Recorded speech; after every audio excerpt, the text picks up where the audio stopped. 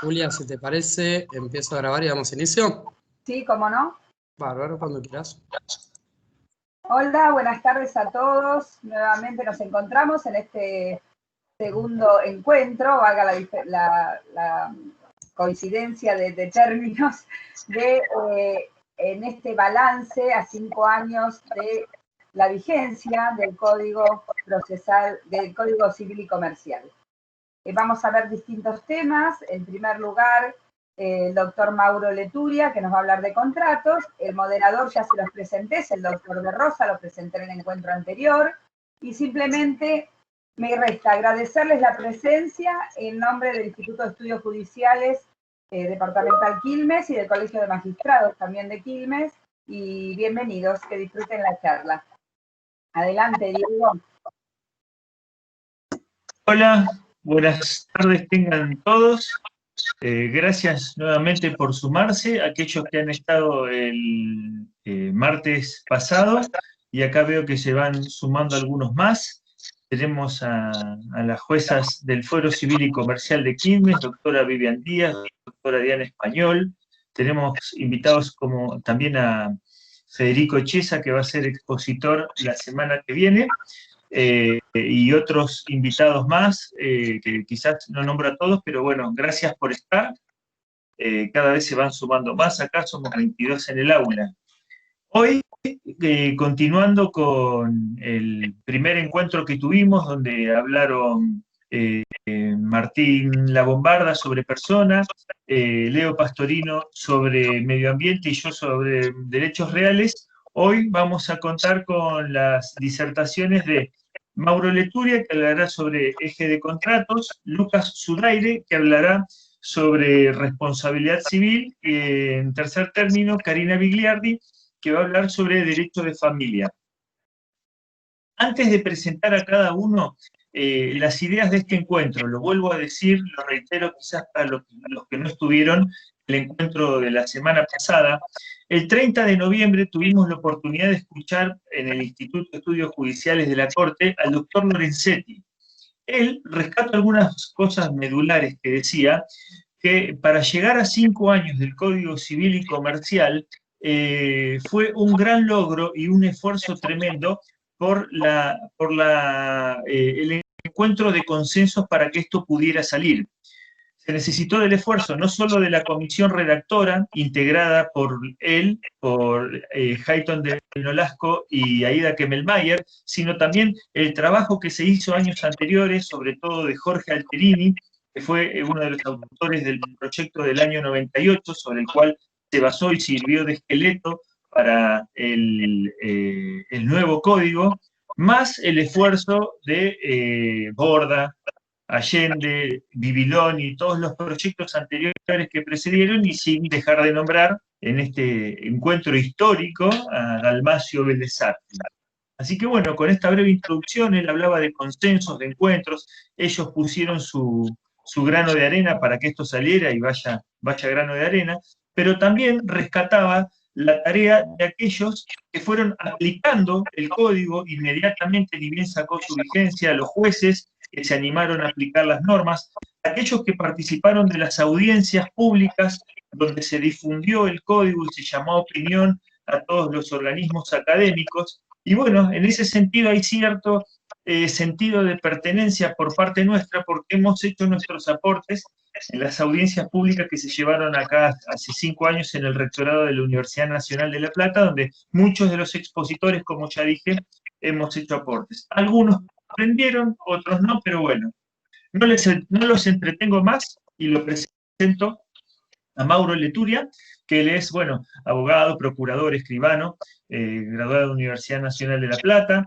es especialista, tiene especialización en docencia universitaria, es doctorando de la Facultad de Ciencias Jurídicas y Sociales de la Universidad Nacional de La Plata, a su vez en la facultad citada es profesor de Derecho Civil 3, Contratos, también es profesor de Introducción al Pensamiento Científico, Derecho Marítimo y Aeronáutico, profesor de posgrado de la especialización en Documentación y Registración Inmobiliaria en la Facultad de Ciencias Jurídicas y Sociales del UNLP, es profesor en la UCA, profesor de la Universidad del Este, profesor invitado en la Universidad Complutense de Madrid, profesor de posgrado en la Universidad Austral, oficial de justicia en el Fuero Federal de La Plata, autor de numerosos libros afines a las asignaturas dadas a nivel nacional e internacional, y puedo seguir nombrando muchas cosas, muchos antecedentes más, pero prefiero cortar aquí y escuchar su disertación, que le cedo la palabra a Mauro, y son y cuarto, menos 20, te voy a estar poniendo pausa, Mauro, para que puedas darle la palabra a Lucas. Así que te doy la palabra, Mauro. Hola, buenas tardes a todos. Muchas gracias por la invitación, por la presentación. Agradezco a los organizadores por la iniciativa y la importancia de que a 5 años nos juntemos a hacer un balance, ¿no? A charlar sobre qué es lo que observamos con relación al funcionamiento del nuevo Código Civil y Comercial. Resalto esa importancia, ¿no? Porque durante muchísimos intentos se trató de tener un nuevo código, desde distintas visiones, con distintas realidades. Lo cierto es que si nos retrotraemos hace algunos años, cuando este proyecto empezó a tener vida en función del proyecto anterior, del año 98, que había tenido media sanción, que es básicamente el esqueleto de este nuevo código que hoy tenemos, lo cierto es que uno recuerda que a la primera cuestión de si era necesario reformarlos, el consenso estaba claro, ¿no? Era ampliamente mayoritaria la idea de que necesitábamos un nuevo código, no porque el Código de Vélez estuviera mal, sino porque había sido pensado para otra realidad, ¿no? El Código de Vélez, o los códigos de Vélez, si tomamos el de comercio y el Código Civil, nos habían trasladado desde la Edad Media a la modernidad. Nos habían sacado de la legislación española y nos traían a un mundo nuevo, un mundo que allá por el 1869, cuando escribió Vélez, imaginó con gran acierto muchísimas cuestiones, pero la verdad que el esfuerzo interpretativo para llevarlo al siglo XXI ya era muy, muy importante. La estructura del Código de Vélez había sido pensada para una realidad, para un mundo que ya no existía. Entonces, desde esa perspectiva, la gran mayoría coincidíamos que había que modificarlo. Obviamente, en el proceso de modificación, las tensiones políticas, económicas e ideológicas de nuestro país afloraron como en todo proceso de construcción, ¿no? Eso no debería alarmarnos. El tema es que tal vez hoy, mirado a 5 años, podemos llegar a decir que tal vez no tenemos las mejores leyes, ¿no? Al menos en el campo contractual, que es lo que a mí me toca, sino que tenemos las leyes que la política y la economía permitieron para ese momento histórico, ¿no? Allá por el 2013, 2014, y una aceleración en el 2015, donde tomó la forma definitiva de nuestro Código Civil y Comercial. Desde esa perspectiva, hay que tener en cuenta que el propio Lorenzetti, en el mensaje de elevación, decía que este código iba a ser un código para la gente, ¿no? Un código que debía evitar la ruptura con el sistema anterior, ¿no? Entonces, que debía mejorar todas las críticas que teníamos antes. Por ejemplo, la gran cantidad de leyes dispersas.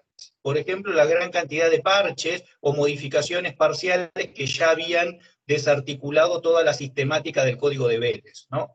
Entonces, la finalidad era claro, teníamos que tener en un solo texto moderno, sistematizado, organizado, básicamente el ordenamiento civil y comercial de la República Argentina, que ya no existieran leyes con reenvíos, que ya no existieran sistemas confusos, sino que tuviéramos un acceso fácil y sencillo a cómo debería desarrollarse el derecho en el ámbito civil y comercial. Eso era, al menos, la expectativa, ¿no? En el campo contractual, lo cierto es que del 2015 a esta parte, ya el código ha tenido más de 40 modificaciones, ¿no? Y si el código de Vélez duró 144 años, que el nuevo código, en menos de 5 años, ha tenido más de 40 modificaciones nos debe decir algo. Debe decir verdad, cuando se logró la sanción de este código, las disposiciones en alguna medida no cumplieron esos mínimos estándares que aspirábamos al principio. ¿Qué significa esto? Y lo vamos a ir analizando con casos concretos, ¿no? Que desde lo contractual estaba claro que muchas problemáticas afloraban continuamente en nuestra sociedad. Y esas problemáticas no recibieron solución legislativa que ameritaba el momento histórico.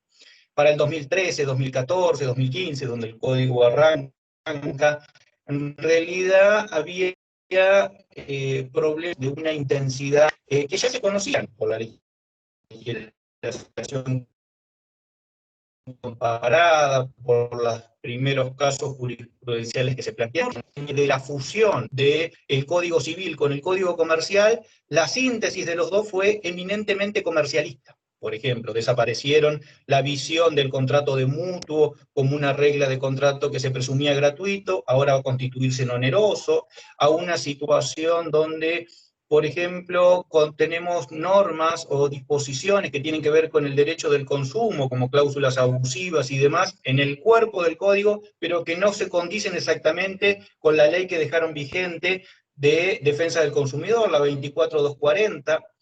Entonces, se derogaron muchas leyes tangenciales, pero otras se duplicaron, ¿no? Aparecen otra vez procedimientos de reenvío, y tal vez se ha agravado en estos últimos meses, básicamente con la sanción de la ley 27.551, conocida con el nombre de Ley de Alquileres, ¿no?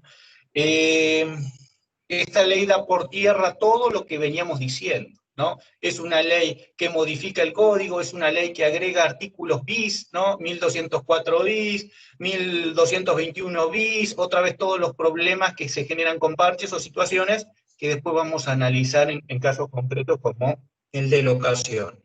Pero para cerrar la primera reflexión con relación a la técnica legislativa, lo cierto es que el análisis es superador, ¿no? Si ponemos blanco sobre negro, en el campo contractual tener un cuerpo unificado, aunque con algunos desaciertos, en cuanto a que las disposiciones civiles y comerciales deben estar unificadas y aclaradas en ese campo, ahí ha sido positiva la realización o la sanción del nuevo código. Lo que empieza a llamar la atención es el carácter de esas normas. ¿Por qué? Porque lo que sí se venía observando era una aceleración de fenómenos que consideramos del siglo XXI, ¿no? Esto de situaciones a las cuales el derecho todavía no está a la altura, ¿no? Pensemos que el primer proyecto tenía normas, que después Karina puede agregar algún punto, denominadas de alquiler de vientre, ¿no? Entonces se discutía, ¿esto a dónde va? ¿Es de familia o es del derecho de los contratos? Lo cierto es que hay gente que cobra por realizar esta prestación, ¿no? Qué complejo. Bueno, y eso no tuvo solución. O sea, no tuvo solución en los años de discusión, y es un tema trascendente para el derecho, y así podemos avanzar con otras cuestiones, ¿no? Cuando veamos el objeto de los contratos, vamos a ver que al tratar el objeto de los contratos como el cuerpo humano, en casos complejos, el código también quedó como tibio, ¿no? Quedó sin abordar los problemas. Porque desde mi perspectiva, es la peor solución, ¿no? No legislar, no tratarlos, dejarlos ahí con frases abiertas y que la gente o que la sociedad avance en el sentido que crea conveniente. ¿Por qué? Porque desde esa perspectiva no podemos tener un marco de análisis, ni bueno ni malo, o sea, ni los que estén a favor ni los que estén en contra. Bueno, esto pasó en muchas cuestiones, ¿no? Pensemos, por ejemplo, todo lo que tiene que ver con fenómenos de contratación electrónica o informática. La pandemia nos ha dado una cachetada o un baño de realidad en muchos aspectos, ¿no? Es decir, ahora han subido las operaciones electrónicas o las operaciones por medios informáticos, pero en realidad esto ya venía pasando en el mundo. O sea, que Mercado Libre sea la empresa más importante o más rica de la República Argentina no es solo por la pandemia, Y todos los fenómenos contractuales que se realizan a través de operaciones electrónicas básicamente no tuvieron ningún tratamiento en el Código Civil y Comercial. O tuvieron un tratamiento muy embrionario, ¿no? Como que si en el 2015 no existían operaciones electrónicas, o como si los juristas de ese momento no estaban a la altura de comprender que el mundo iba hacia las operaciones electrónicas. Ustedes podrán decir, nadie sabía que este fenómeno se iba a acelerar en el 2020. No, eso es verdad, pero que iba en esa tendencia, eso estaba claro. Otro ejemplo de esta posición es todo lo que tenga que ver con contratos relacionados a derechos intelectuales, ¿no? En alguno de los puntos, como decía la propia expresión de motivos, había que derogar leyes dispersas y antiguas de las temáticas e incluirlas en el Código Civil, como les dije. Bueno, Argentina es el único país o el país del mundo que tiene la ley de derechos intelectuales o de propiedad intelectual más vieja vigente del mundo, ¿no? Del año 1933. Piensen si no merecía reformarse, piensen si todo lo que tenga que ver con contratación, con productos o servicios que tengan a su vez derechos intelectuales como marcas, patentes, contenidos audiovisuales, registros de imagen, programación, Zoom, sistemas informáticos y demás, no merece tener una normativa acorde al siglo XXI, no estamos pidiendo demasiado, ¿no? Es decir, no una normativa que nos lleve a un mundo que ya no existe. 1933, piensen que nuestra legislación de marcas y patentes es también de los años 70. Piensen que desde esa perspectiva ya no estamos discutiendo si eso estaba mal o estaba bien, sino que estamos discutiendo que ese sistema social, económico, no existe más. Si el Código de Vélez fue pensado para llevarnos a la modernidad, el Código Civil y Comercial del año 2015 debía llevarnos respuestas para ese futuro cercano. Bueno, estamos en el 2020 y lo cierto es que en el ámbito contractual no ha dedicado disposiciones vislumbrando ese futuro cercano. No, esa sería tal vez la mayor crítica desde el ámbito contractual. No ha estado a la altura de los desafíos que ya se vislumbraban. Todo sistema jurídico debe comprender la realidad actual, debe vertir sus fuentes en los antecedentes históricos inmediatos, pero también debe pretender regular o comprender los futuros fenómenos sociales, políticos y económicos que se vislumbran, al menos desde esa perspectiva. Entonces, desde el campo contractual lo que podemos decir es que el código respetó las fuentes históricas, ¿no? Sigue teniendo esa visión romana, obviamente, y francesa, del cual nuestro derecho es parte, y de alguna manera trató de absorber la mayor parte de las decisiones jurisprudenciales que se habían logrado hacia ese momento, o los consensos que venían desde el lado de la jurisprudencia. Lo que no hizo fue mirar hacia el futuro. Lo que no hizo es establecer disposiciones que permitan a los jueces, a los operadores del sistema, a los abogados, y en última instancia a la sociedad, tener respuesta para este tipo de cuestiones, ¿no? Vamos a plantear uno, quieren 10, 100 ejemplos si quieren. Cualquier contrato que toquemos encontramos esa situación, ¿no? Piensen, por ejemplo, en el contrato de corretaje, uno de los temas que hoy está en boga por una resolución de la Inspección General de Justicia con relación al caso de RIMAX, ¿no? El Código Civil del año 2015 incorpora expresamente, ¿no?, en el artículo 1346, en la última frase, que la actividad de corretaje se la podían realizar personas jurídicas, ¿no? Parece una frase descolgada que va en contra de toda la esencia de una profesión, ¿no? Y en función de eso, las franquicias y demás operaban como personas jurídicas o bajo ese ropaje. Claro, lo cierto es que eso era en contra de la más mínima posición que podemos tener contra cualquier profesión. Las profesiones no se franquician, que es exactamente lo que termina diciendo la Inspección General de Justicia, ¿no? Lo que sucede, ¿saben qué? Es que con la nueva ley, con la sanción de la ley 27.551 de locaciones, expresamente para el corretaje inmobiliario, dice que solo puede ser prestado por profesionales matriculados y recibidos. Entonces, ahora empiezan en muy poco tiempo histórico, ¿no? Del 2015, ahora en menos de 5 años, en 4 años y medio, ya empiezan a haber leyes contradictorias dentro del mismo código. Un artículo que dice que lo pueden ejercer personas jurídicas, y otro artículo en el 1351 que te dice que solamente pueden ser personas físicas y desarrollarlo en el ámbito de que tengan el título habilitante y la matrícula correspondiente, lo cual es lo correcto, ¿no? Es decir, aparecen estas contradicciones groseras dentro del código, ¿no? Pensamos, por ejemplo, les había mencionado la idea del mutuo, ¿no? Cualquiera de nosotros que haya prestado o pedido dinero en un ámbito intrafamiliar, sea para cualquier destino, ¿no? A un pariente, un amigo, montos menores o montos mayores, porque no hay distinción en cuanto a esa finalidad del mutuo o el monto. Todos entendemos que si es entre amigos o es solidario, esto uno no busca lucrar. Entonces no tendrían que tener los intereses compensatorios, como ha sido establecido durante 140 años el Código de Vélez, ¿no? Si nadie dice nada, si alguien le pide algo, dinero a un padre, un pariente, y no dicen nada, no se deben intereses porque se presume gratuito. Y si alguien quería ese mutuo imponerle intereses, tenía que así pactar, una regla muy básica, ¿no? Pregunten a cualquier persona si dicen, ¿me prestás 100 pesos, 1000 pesos, 200 pesos, que voy a comprar algo y vuelvo y te lo devuelvo mañana? Eso se presume gratuito, debería ser así. Bueno, en la fusión del Código Civil y Comercial, básicamente por el 1527, hoy eso es oneroso. O sea, ha girado hacia la sociedad a una visión que tal vez, desde mi perspectiva, la sociedad no sé si quería eso.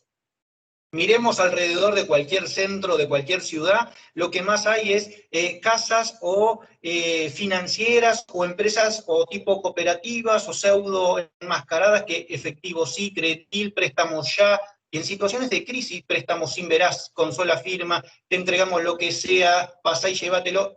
Esta situación, sumado a una crisis sin precedente en Argentina, hace que todos esos créditos generen un llamador para que la gente no está preparada, que se consideren directamente onerosos sin decirle a la gente que esto va a ser así, sumado, ¿no? Obviamente, a las consecuencias de las obligaciones dinerarias y sumado a que las tasas de interés después se vuelven altísimas e impagables. Esto conduce a un choque directo, a una conflictividad directa. Es decir, el código debería decir en artículos como el mutuo, no sé, grande, en rojo, en negrita, resaltado, peligro, peligro, no pida dinero, porque siempre porque lo vamos a matar con intereses y el derecho lo va a avalar al prestamista, ¿no? Es decir, cuando uno piensa, ¿y esta norma para quién fue escrita? ¿No? A veces hacemos charlas o conferencias y decimos, ¿quiénes ganan y quiénes pierden? Nuestro derecho ha dejado de ser neutro, ¿no? Nuestro derecho ha dejado de ser un sistema que trata de balancear para inclinarse hacia un sector, ¿no? Pensemos en disposiciones como lo que hemos señalado hace un ratito de la nueva ley de alquileres, ¿no? Entonces dice reglas como, a ver, una novedad, ¿no? Una novedad legislativa, ¿no? Que aparezca un artículo como el 1204 bis que diga, el inquilino puede en 24 horas, si el propietario no le contesta, compensar automáticamente un arreglo o una mejora necesaria o indispensable que tuvo que hacer.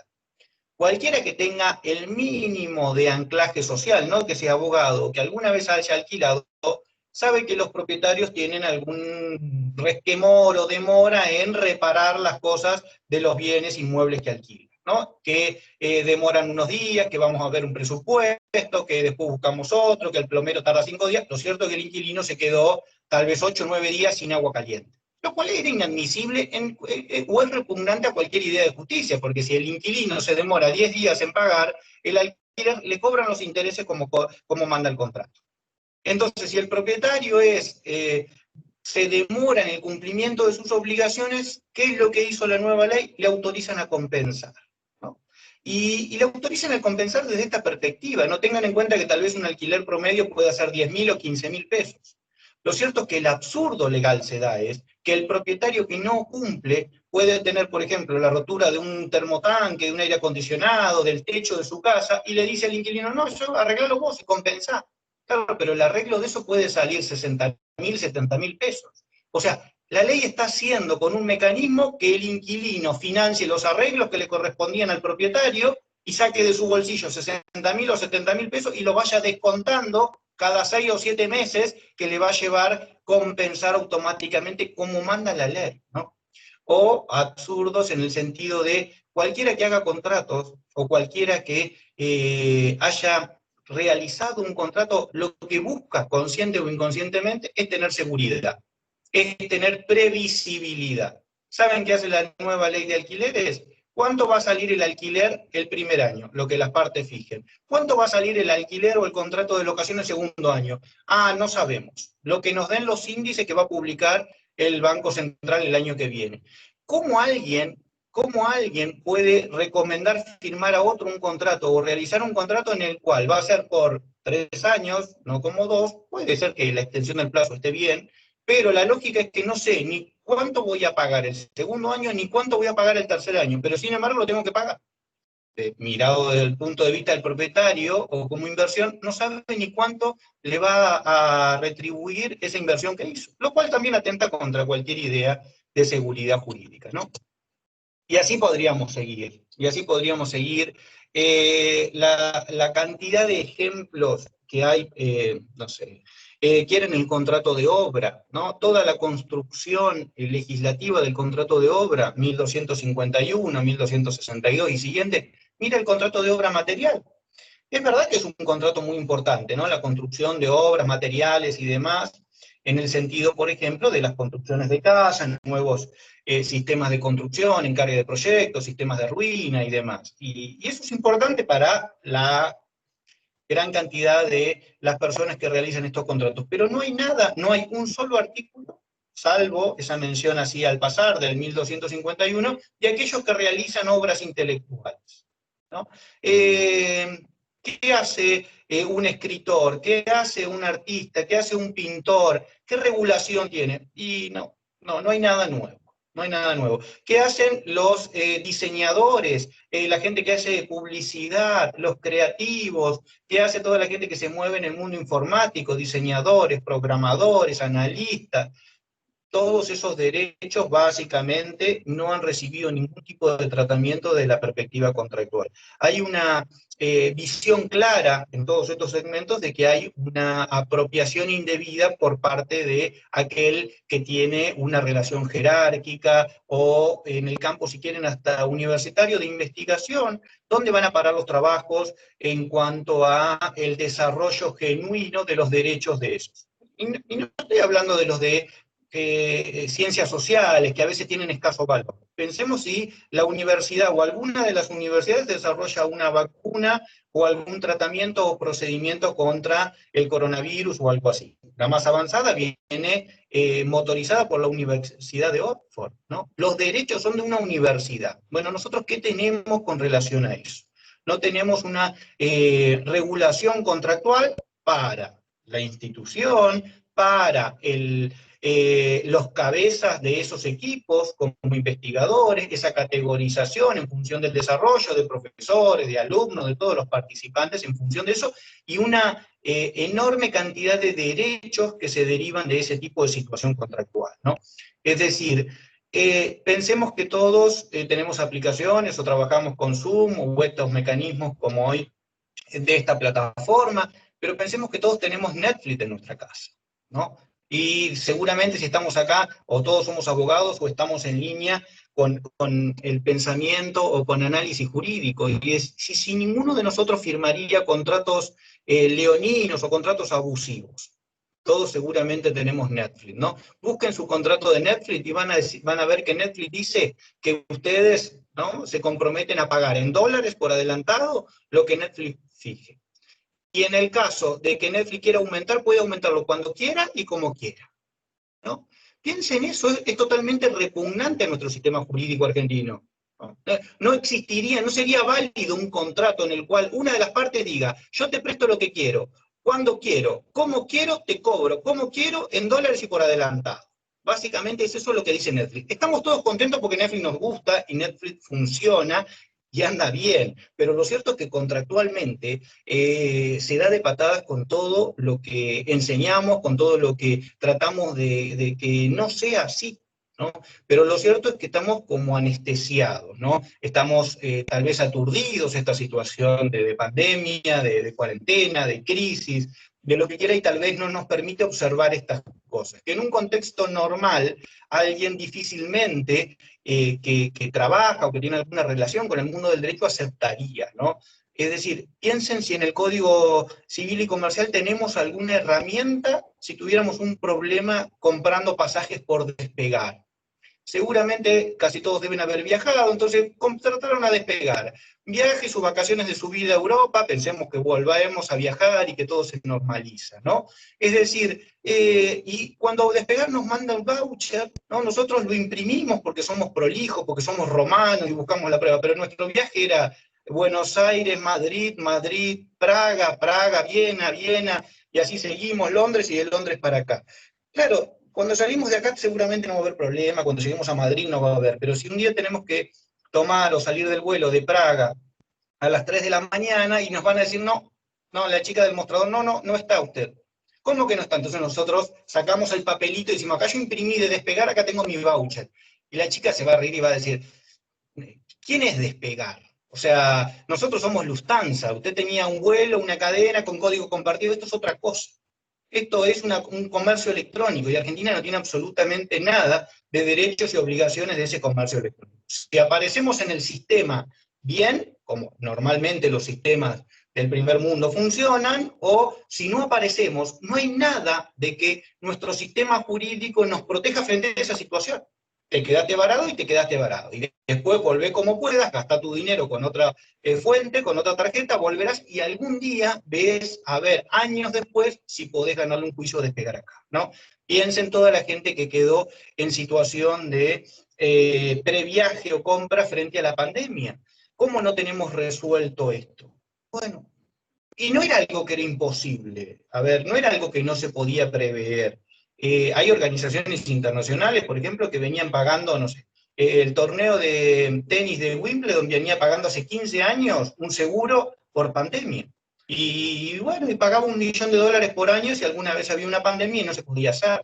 Entonces, en el campo contractual uno busca seguridad, en el campo contractual uno busca prevenirse de futuras situaciones que pudieran darse. ¿Qué deberíamos aprender ahora? ¿Que de acá para adelante o esperamos que el Estado siga haciendo decretos de emergencia, decretos de que prohíban los desalojos, decretos que prohíban aumentar el sueldo, que el Estado siga haciendo medidas paliativas, o que el sistema jurídico y el sistema institucional prevea los mecanismos para que las personas solucionen sus problemas? Es decir, piensen hoy, si siguen los decretos, quieren volver al caso o a los casos de locación, podemos hablar de compraventas en cuota, podemos hablar de lo que quieran, ¿no? Compraventas en dólares, parecía un tema resuelto, ¿no? En su momento, cuando Lorenzetti establece en el 765, y eso fue obra de él, ¿no? Que al final las obligaciones contraídas en moneda extranjera deberían ser liquidadas al valor o en moneda nacional. Él sostenía que la brecha era muy poca y que era patológica, ¿no? Y que la brecha iba a desaparecer. Entonces, claro, que una obligación tomada en dólares se puede devolver pero hoy la brecha es más del 100%, ¿no? Hoy deberíamos ver si alguien tiene un contrato en dólares y decide no cumplir, ¿a cuánto lo van a condenar? Si hay algunas juezas por acá. Y habría que condenarlo ¿a qué? Al valor oficial, porque para ser coherente tenemos que hacer lo que dice el código, ¿no? Lo cierto es que sería una terrible injusticia, porque todo el mundo sabe que en Argentina el dólar no vale lo que debería valer en valor oficial, y no podemos cargarle el 35 de ganancias a cuenta futuro, y no podemos... Entonces, estas situaciones ya se conocían, esto ya pasó muchas veces en Argentina. Esto no podía tener la ingenuidad de decir que si alguien celebra un boleto de compraventa y debe $50.000 o $100.000, hoy tenga la opción de que dejo que me haga juicio y después que me condenen a pagar el equivalente en moneda de curso legal al valor del banco oficial que corresponda. Eso diría una sentencia, y lo cual la sentencia sería ajustada a derecho, pero no ajustada a un mínimo nivel de justicia. Una de las partes tendría un aprovechamiento de esa situación estructural, busquemos las causas, no económicas, políticas, yo no me meto en eso, me meto en el análisis jurídico. Las sentencias que se adecúan a ciertas normas de derecho implicarían una vulneración a una mínima idea de justicia, ¿no? Entonces, desde esa perspectiva, el Código Civil no ha dado el salto de calidad, ¿no? Desde esa perspectiva no nos ha trasladado a un futuro cercano. Nos ha dejado ahí medio anclado en la realidad del año 2000, que no es la actual, ¿no? Tal vez el dato más concreto es que los cambios siempre se fueron produciendo, ¿no? Pero lo cierto es que antes, digo antes de 1900 y pico y demás, un cambio de paradigma atravesaba 2 o 3 generaciones. Entonces eso significaba que la sociedad tenía tiempo para ir amoldándose a esos cambios. Hoy nos están sucediendo cambios de paradigmas jurídicos y económicos en la misma grupo social. Entonces, nosotros tenemos que rápidamente cambiar nuestra forma de pensar. Nosotros, creo que casi todos los que estamos acá, fuimos formados por el Código de Vélez o en la estructura jurídica del Código de Vélez. Tuvimos que reaprender una nueva técnica legislativa y una estructura fusionada de Código Civil y fusionado con obligaciones comerciales. Pero ¿saben qué? El mundo ya estaba abandonando esa técnica de fusionar las obligaciones civiles y comerciales y los contratos civiles y comerciales. Entonces, nosotros nos demoramos tanto en poner en práctica eso y ya se estaba vislumbrando que eso no estaba funcionando muy bien y que el mundo moderno y jurídico sofisticado estaba abandonando eso y girando hacia una nueva versión de un derecho más informal, más dinámico, más activo, acorde a los tiempos que vivimos. No es que a nosotros nos guste, creo que a todos nos sorprendió esta obligación que tuvimos de informatizar, ¿no? De convertirnos en profesores virtuales, en youtuber, en dar clases por Zoom. Bueno, no estábamos preparados. Bueno, la sociedad tampoco estaba preparada. Lo cierto es que las leyes tampoco están preparadas, ¿no? Y ¿saben qué? Eso es una realidad que vino para quedarse, no solo por la pandemia, ¿no? ¿Por qué? Porque las operaciones, al menos en mi campo, las operaciones contractuales van a seguir creciendo en forma informática. Vamos a tener más Netflix, más Spotify, más de eso y menos permuta romana, menos comodato, menos, y sí, no, a veces algún romanista un poco se enoja. Lo que pasa es que el Imperio Romano cayó, ¿no? Ahora vamos hacia otro lugar, no vamos a volver a Roma, y yo soy enamorado de Roma, pero no vamos a volver a ese lugar. Servirá como fuente, orientación, nos guiará, pero no vamos a poder volver. Vamos hacia otro lado y esperemos estar preparados para donde nos lleve esta nueva realidad, ¿no? Bueno, muchas gracias y estoy abierto a cualquier cosa que quieran charlar o discutir. Obviamente es una visión de la situación contractual actual.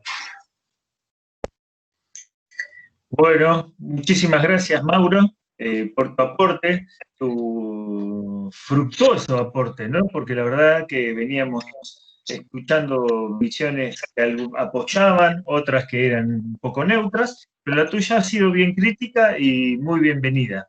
Les digo a todos que en la medida de que deseen realizar consultas al expositor, utilicen o bien el chat o sobre el final abrimos micrófonos para hacer preguntas en forma presencial. Hasta ahora, nuestro querido Leo Pastorino no se ha sentido identificado con el ejemplo de Netflix porque puso yo no tengo Netflix. Pero bueno, quizás en algún viaje o en estos transportes aéreos se haya sentido identificado con los ejemplos de contratación que dio Mauro. Bueno, continuamos con Lucas Zudaire.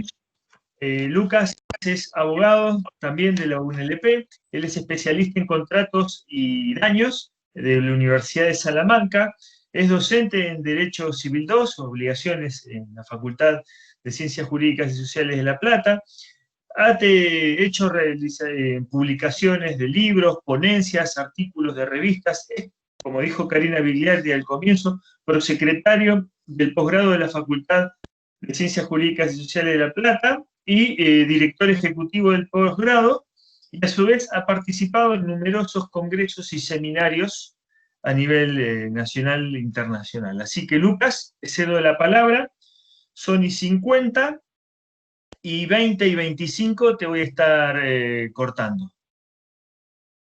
Bueno, muchas gracias, buenas tardes. ¿Se me escucha bien ahí, Diego? Excelente, sí, sí. Bueno, Sí, te bueno, escuchamos. antes que nada, muchas gracias a Julia, que anda por ahí, a Diego, a Karina, y Mauro, con quien compartimos hoy las exposiciones, y aparte que compartimos bastante con Mauro. A ver, yo en la materia doy obligaciones, el contrato de fuente, todo lo que él dice, siempre estamos ahí reñidos, como está hablando de mi materia, y hubo uno de la del otro, y es como una toda entera, pero es que es tan inmensa que, bueno, incluso obligación y responsabilidad en otras facultades, en otras universidades se dan separadas también, pero es todo uno. Bueno, eh, después de esta exposición de Mauro, nosotros decíamos, cuando se hablaba del Código Civil y Comercial, desde que empezamos a hablar, de que se iniciaron aquellos cursos de extensión, es decir, bueno, el nuevo código, todo el mundo quería escuchar hablar de familia, y hoy hablábamos y decíamos, bueno, que hable primero Karina por una cuestión de género, y que no, cierra porque todo el mundo quiere escuchar de familia. Y Mauro dice, nosotros somos como unos teloneros o banda soporte, pero la verdad es que fue muchísimo más que banda soporte, Mauro, porque es cuando uno va a ver un recital y se encuentra con una banda al principio que lo deslumbra, ¿no? La exposición, comparto muchísimas de las cosas que dice Mauro. También comparto en algún punto, digamos, una cosa no choca con la otra. El esfuerzo de un nuevo código que hablaba Diego en el encuentro anterior, como lo hacía en el inicial hay que valorarlo, más allá de que no hay que dejar de ser crítico. Pero tampoco mi exposición va a ser tan efusiva, sino que vamos a descansar un poquito, y vamos a hacer un repaso. Díganme si se ve bien la Sí, exposición. sí, Perfecto. se Bueno, ve. Aún, bueno. cualquier cosa me avisan, porque yo ahora les perdí la vista. Esto es medio extraño, pero estoy como solo hablando acá en mi casa. Y bueno, vamos a hacer un repaso medio rápido, porque tal vez no sé, creí que iba a poder meter todo en el tiempo, y no creo que vamos a llegar, pero bueno, quedará para otra vez o para las consultas finales. Yo voy a hacer un repaso, no general de la responsabilidad civil, sino que voy a terminar haciéndome dos preguntas sobre el daño, sobre si hay daños nuevos en el Código Civil o no, sobre cuál es verdaderamente el daño resarcible, pero para eso voy a tener que repasar algunas cuestiones anteriores. Dentro de los derechos personales, y dentro de otras fuentes de las obligaciones, tenemos la responsabilidad civil. Estas cuatro secciones son las que marcan lo que es la estructura de la responsabilidad civil. La responsabilidad civil general, la responsabilidad civil contractual y extracontractual, porque tenemos unificación del régimen. No quiere decir que se haya unificado la responsabilidad en sí, sino que el régimen va a ser el mismo, aunque se mantienen algunas diferencias. En lo que es lo cuantitativo, la cantidad de normas que rigen una y otra, ahí vemos cómo estaba en el Código Vélez y en el actual, no hay muchas diferencias cuantitativas, pero sí cualitativas.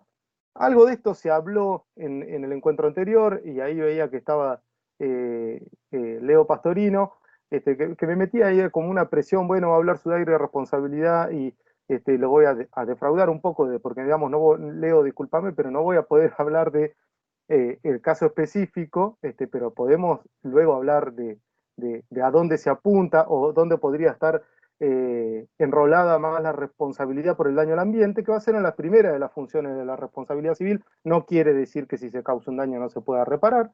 El daño es reparable, sea directo o indirecto, y puede ser un daño en una persona, indirecto a través del daño ambiental, y lo vamos a ver a continuación.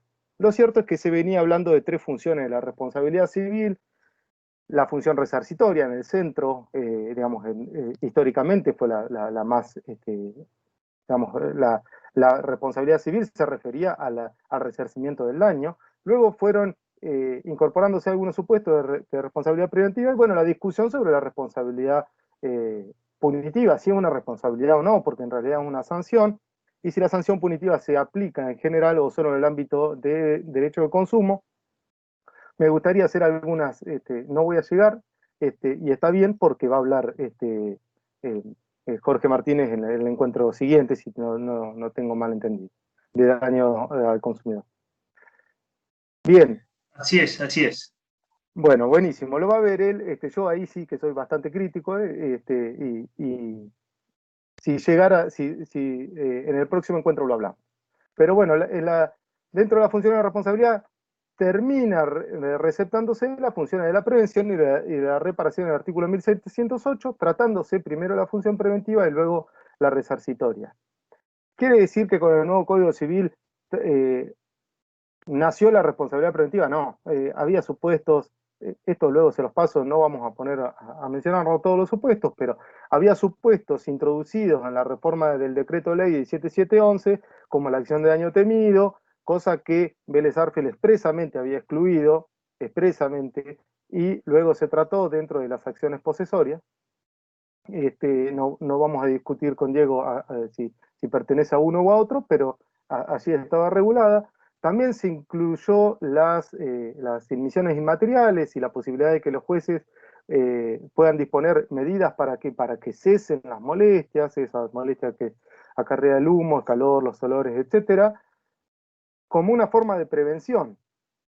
En leyes especiales, también introduciéndose al Código Civil, también la posibilidad de que en los tribunales se puedan dar medidas para cesar en actividades que lesionen algún interés, como el respeto a la intimidad, y el principio rector de la Ley General del Ambiente, dentro de los principios de la política ambiental, el tratar de prevenir los efectos negativos, el principio de prevención y el principio precautorio. Todas estas son antecedentes de lo que se consagró en lo que es la función preventiva. A ver, ¿no hay nada nuevo? No, sí, por supuesto que hay algo nuevo. ¿Por qué? Porque se regula la acción preventiva. Teníamos supuestos especiales, dispersos, no muchos, y ahora tenemos una acción genérica. ¿Sí? ¿Para qué supuesto? Para todos los supuestos en los que que sea posible prevenirse un daño. Bueno, y veamos cuáles son los requisitos. Y acá vamos a ver, bueno, cómo se lleva adelante, porque hasta acá venimos diciendo, bueno, ¿qué había antes? ¿Qué sancionó el código? Y ya llevamos 5 años, ¿cómo se lleva a la práctica? Bueno, el deber de prevención al daño. Primero, el requisito impuesto a todos, digo, a todos y a todas, toda persona humana como toda persona jurídica. Cuando no se excluye, se está incluyendo a todos. O sea, si no hay ninguna diferenciación, nos incluye a todos. Todos tenemos el deber, un deber jurídico está consagrado en la norma, no es un deber moral, se puede exigir si no se cumple, de que tenemos el deber, bueno, de evitar causar un daño, de tomar medidas para disminuir o para evitar y no agravarlo si ya se produjo el daño. Bueno, obviamente que la norma prevé el supuesto de la obligación de prevenir el daño siempre que no sea un comportamiento anormal o extraordinario, que lo que trata con esto es no pedirle alguna conducta heroica que lo único que haga o lo que termine como consecuencia es producir un daño sobre la persona que intenta prevenirlo. Y en el caso en que se lo producen, bueno, podrá obviamente reclamarlo. ¿Qué se legisla sobre la acción preventiva? ¿Por qué? Porque lo primero que vamos a decir es, bueno, se legisla una acción. Bueno, y nosotros sabemos muy bien que nosotros, en cómo se lleva adelante, está regulado en los códigos procesales, que son en el ámbito local. Bueno, no hay una regulación, por lo menos en la provincia de Buenos Aires, en ninguna otra provincia que tenga conocimiento, sobre cuál va a ser el proceso de la acción de prevención. ¿Sí? Pero el Código Civil introdujo algunas normas señaladas por algunos autores como normas de derecho procesal o normas procesales dentro del Código Civil, que son sobre la procedencia, sobre la legitimación y sobre la sentencia. La sentencia es la procedencia sí es más una norma de fondo que dice cuándo va a ser llevada adelante la acción, y es cuando haya alguna omisión o una acción antijurídica que haga previsible la producción de un daño. Continuación o agravamiento. Bueno, esta previsible, sí. Perdón, Lucas, reinteresante lo que decís. No sé si querés ir acompañando tu exposición con el PowerPoint, porque tenemos la primera diapositiva nomás. Yo lo voy pasando. Bueno, pero acá No sé, a lo mejor quizás si no pones presentación y vas pasando una por una, quizás tenemos congelada la primera nomás. ahí cambió. A ver. eh, ahí va, sí, ahí va. Ahí se ve. Ahí va perfecto. Función resarcitoria. Ahí Bueno, va, ahí va ahora pasando. voy a Siga, retomar siga. por donde venía. Sí, no, dale con la Acá. exposición, pero yo era para darle utilidad No, no, a la... perfecto. Muchas gracias, Diego, porque yo iba siguiendo un poco los puntos que Ujú, tenía acá en el Power, que ujú, estaba interesante para que lo vean también, pero bueno. ujú. Bueno, seguimos. Estas normas procesales que decía sobre la legitimación de la acción preventiva, que establece una legitimación bastante amplia, o por lo menos se entiende bastante amplia, porque nosotros dentro de las normas que generalmente solemos ver sobre legitimación, se habla de un derecho, sobre un interés, sobre derechos de incidencia colectiva. Ahora, en este caso, la norma dice que va a estar legitimado quien acredite un interés razonable en la prevención del daño.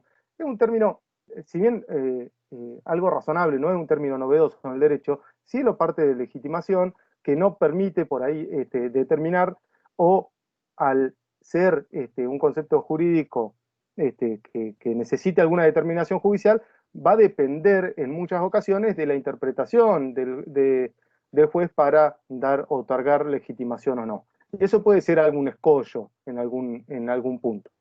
Y luego, pues, también novedad que digamos que está en el código de fondo, legisla sobre qué debe decir la sentencia. Bueno,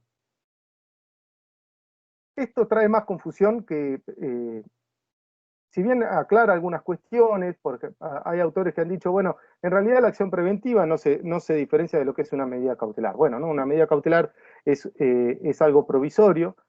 Bueno, el artículo 1713 dice que puede resolver definitiva o provisoriamente, ¿no? Dice, bueno, es algo provisorio, es algo, una medida cautelar es accesoria, la legitimación de la cautelar también va a venir de acuerdo a la legitimación de la acción principal, y en cambio, y además, el peligro en la cautelar es en la demora y no en la producción del daño.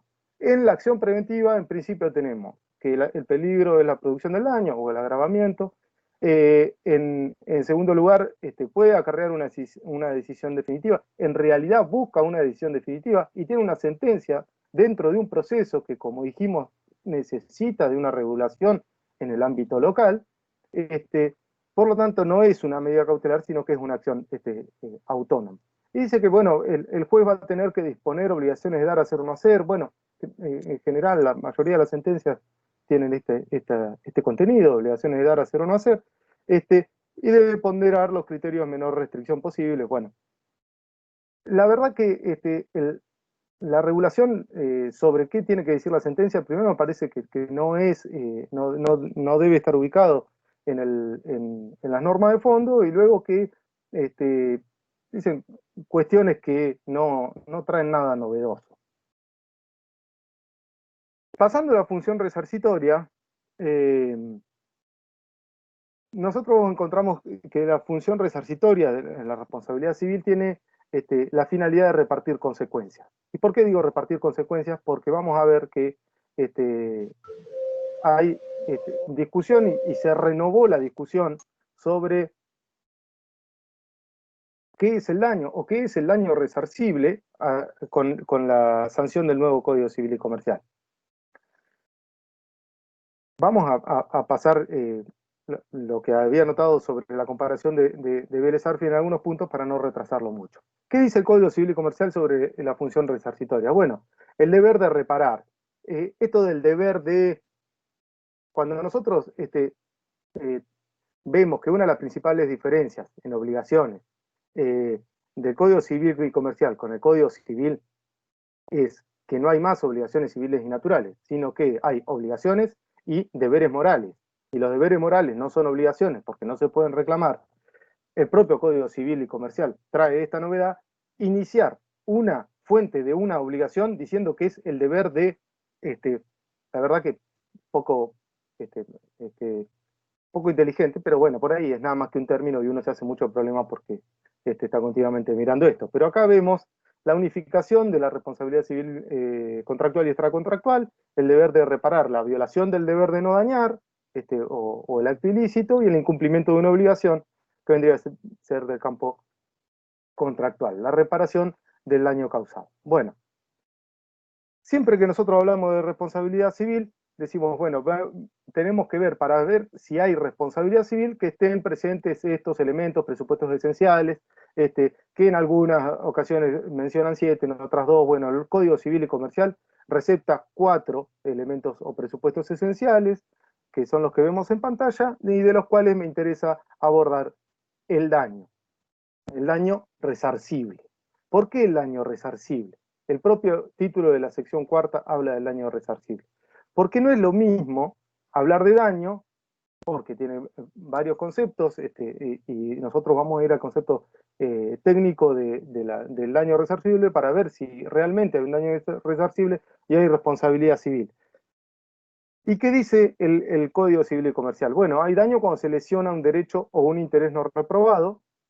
Esto tenemos que ver el concepto unificando estas dos normas, porque uno nos dice el concepto del daño y el otro nos dice en realidad cuál es el contenido de ese daño, que es la indemnización, comprende la pérdida o disminución del patrimonio, el lucro cesante, la pérdida de chance, y por último dice esto que vamos luego a analizar más profundamente, que incluye especialmente las consecuencias de la violación de derechos personalísimos, integridad personal, aflicciones legítimas e interferencia en su proyecto de vida. Bueno, ¿pero qué es el daño? Les decía, se volvió a discutir de qué era el daño resarcible. Y acá tenemos diversos criterios definitorios. El primero, que ya los descartamos, pero que lo mencionamos rápidamente, que es el daño es la lesión a un bien objeto. Esta es una noción naturalística, dice Boeres, porque no habla de un daño jurídico, no está hablando de ningún tipo de relación jurídica, sino que habla del daño material. Y puede producirse en muchas ocasiones un daño material que no acarree consecuencias resarcibles.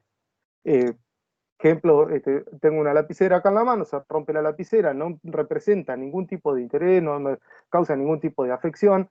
Alguien viene y me rompe la lapicera y le digo, bueno, no hay cuidado, digamos, no es resarcible para mí porque para mí no representa nada, porque no me afecta ningún tipo de interés. Bueno, aparte, esto viene atado, lo mismo que en la próxima postura de la lesión al derecho subjetivo, el daño como lesión a un derecho subjetivo, viene atado a que siempre que se señala que es la lesión a un derecho, hablamos de una lesión a un derecho patrimonial, y entonces habrá daño material, y una lesión a un derecho extrapatrimonial, entonces habrá daño moral, y la verdad que no es así, no es así. No se puede definir la consecuencia que vendría a ser lo que genera la reparación del daño material o el daño moral a través de el derecho que se dañó, sino que se puede lesionar un derecho patrimonial, como dice ahí, causar consecuencias que merezcan la reparación de daño material y daño moral. Bueno, entonces, yendo más allá, hay algunos autores, sobre todo la doctrina cordobesa, que dicen que el daño es una lesión a un interés. La lesión a un interés. Ya acá estamos bien parados en la afección a una relación de disfrute entre una persona y el ente que satisface sus necesidades. Está mucho más acercado a lo que podemos decir un daño realmente resarcible, sí, pero también pueden encontrarse algunos supuestos en que se lesione un interés y que no deba responderse porque no acarrea alguna consecuencia. Realmente resarcibles son las consecuencias. Esta es la postura, más que nada, lo desarrolla Boeres, que dice, bueno, en realidad el daño son las consecuencias. Y vamos a ver por qué es importante esto que estamos viendo ahora, que parece bastante teórico, en lo que se refleja en el Código Civil y Comercial. El daño son las consecuencias.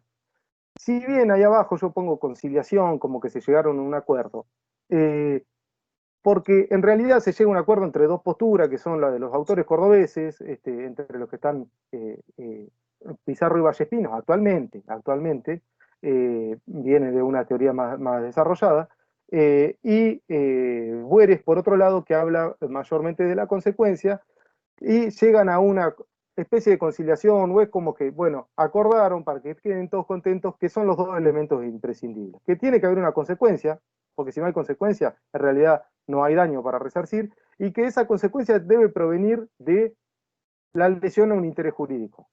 Pero a mi criterio, proviene la lesión de un interés jurídico, sí, porque está el elemento de antijuricidad, que no se confunde con el daño, que son independientes. Pero bueno, ¿por qué toda esta vuelta? Porque hay algo que sí verdaderamente interesa, que es diferenciar el daño fáctico del daño jurídico, y que ya lo hicimos,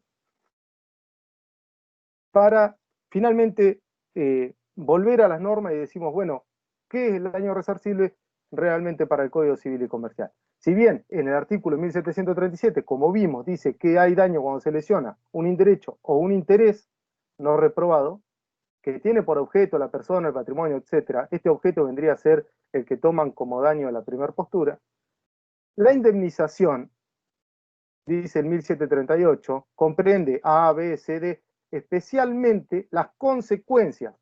Y el artículo 1741 dice, está legitimado para reclamar la indemnización de las consecuencias no patrimoniales.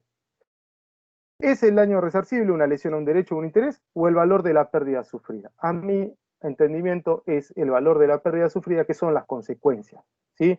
Y las consecuencias, ¿dónde las vamos a buscar? En el 1738, que es lo que comprende el daño. Dependiendo de la naturaleza de la pérdida, bueno, el daño será material, ¿sí? O el daño moral. El daño material, el daño emergente, o la pérdida o disminución del patrimonio, el lucro cesante o el beneficio económico esperado, y la pérdida de chances. ¿Por qué frenamos acá? Porque la pérdida de chances sí es una novedad en el Código Civil y Comercial.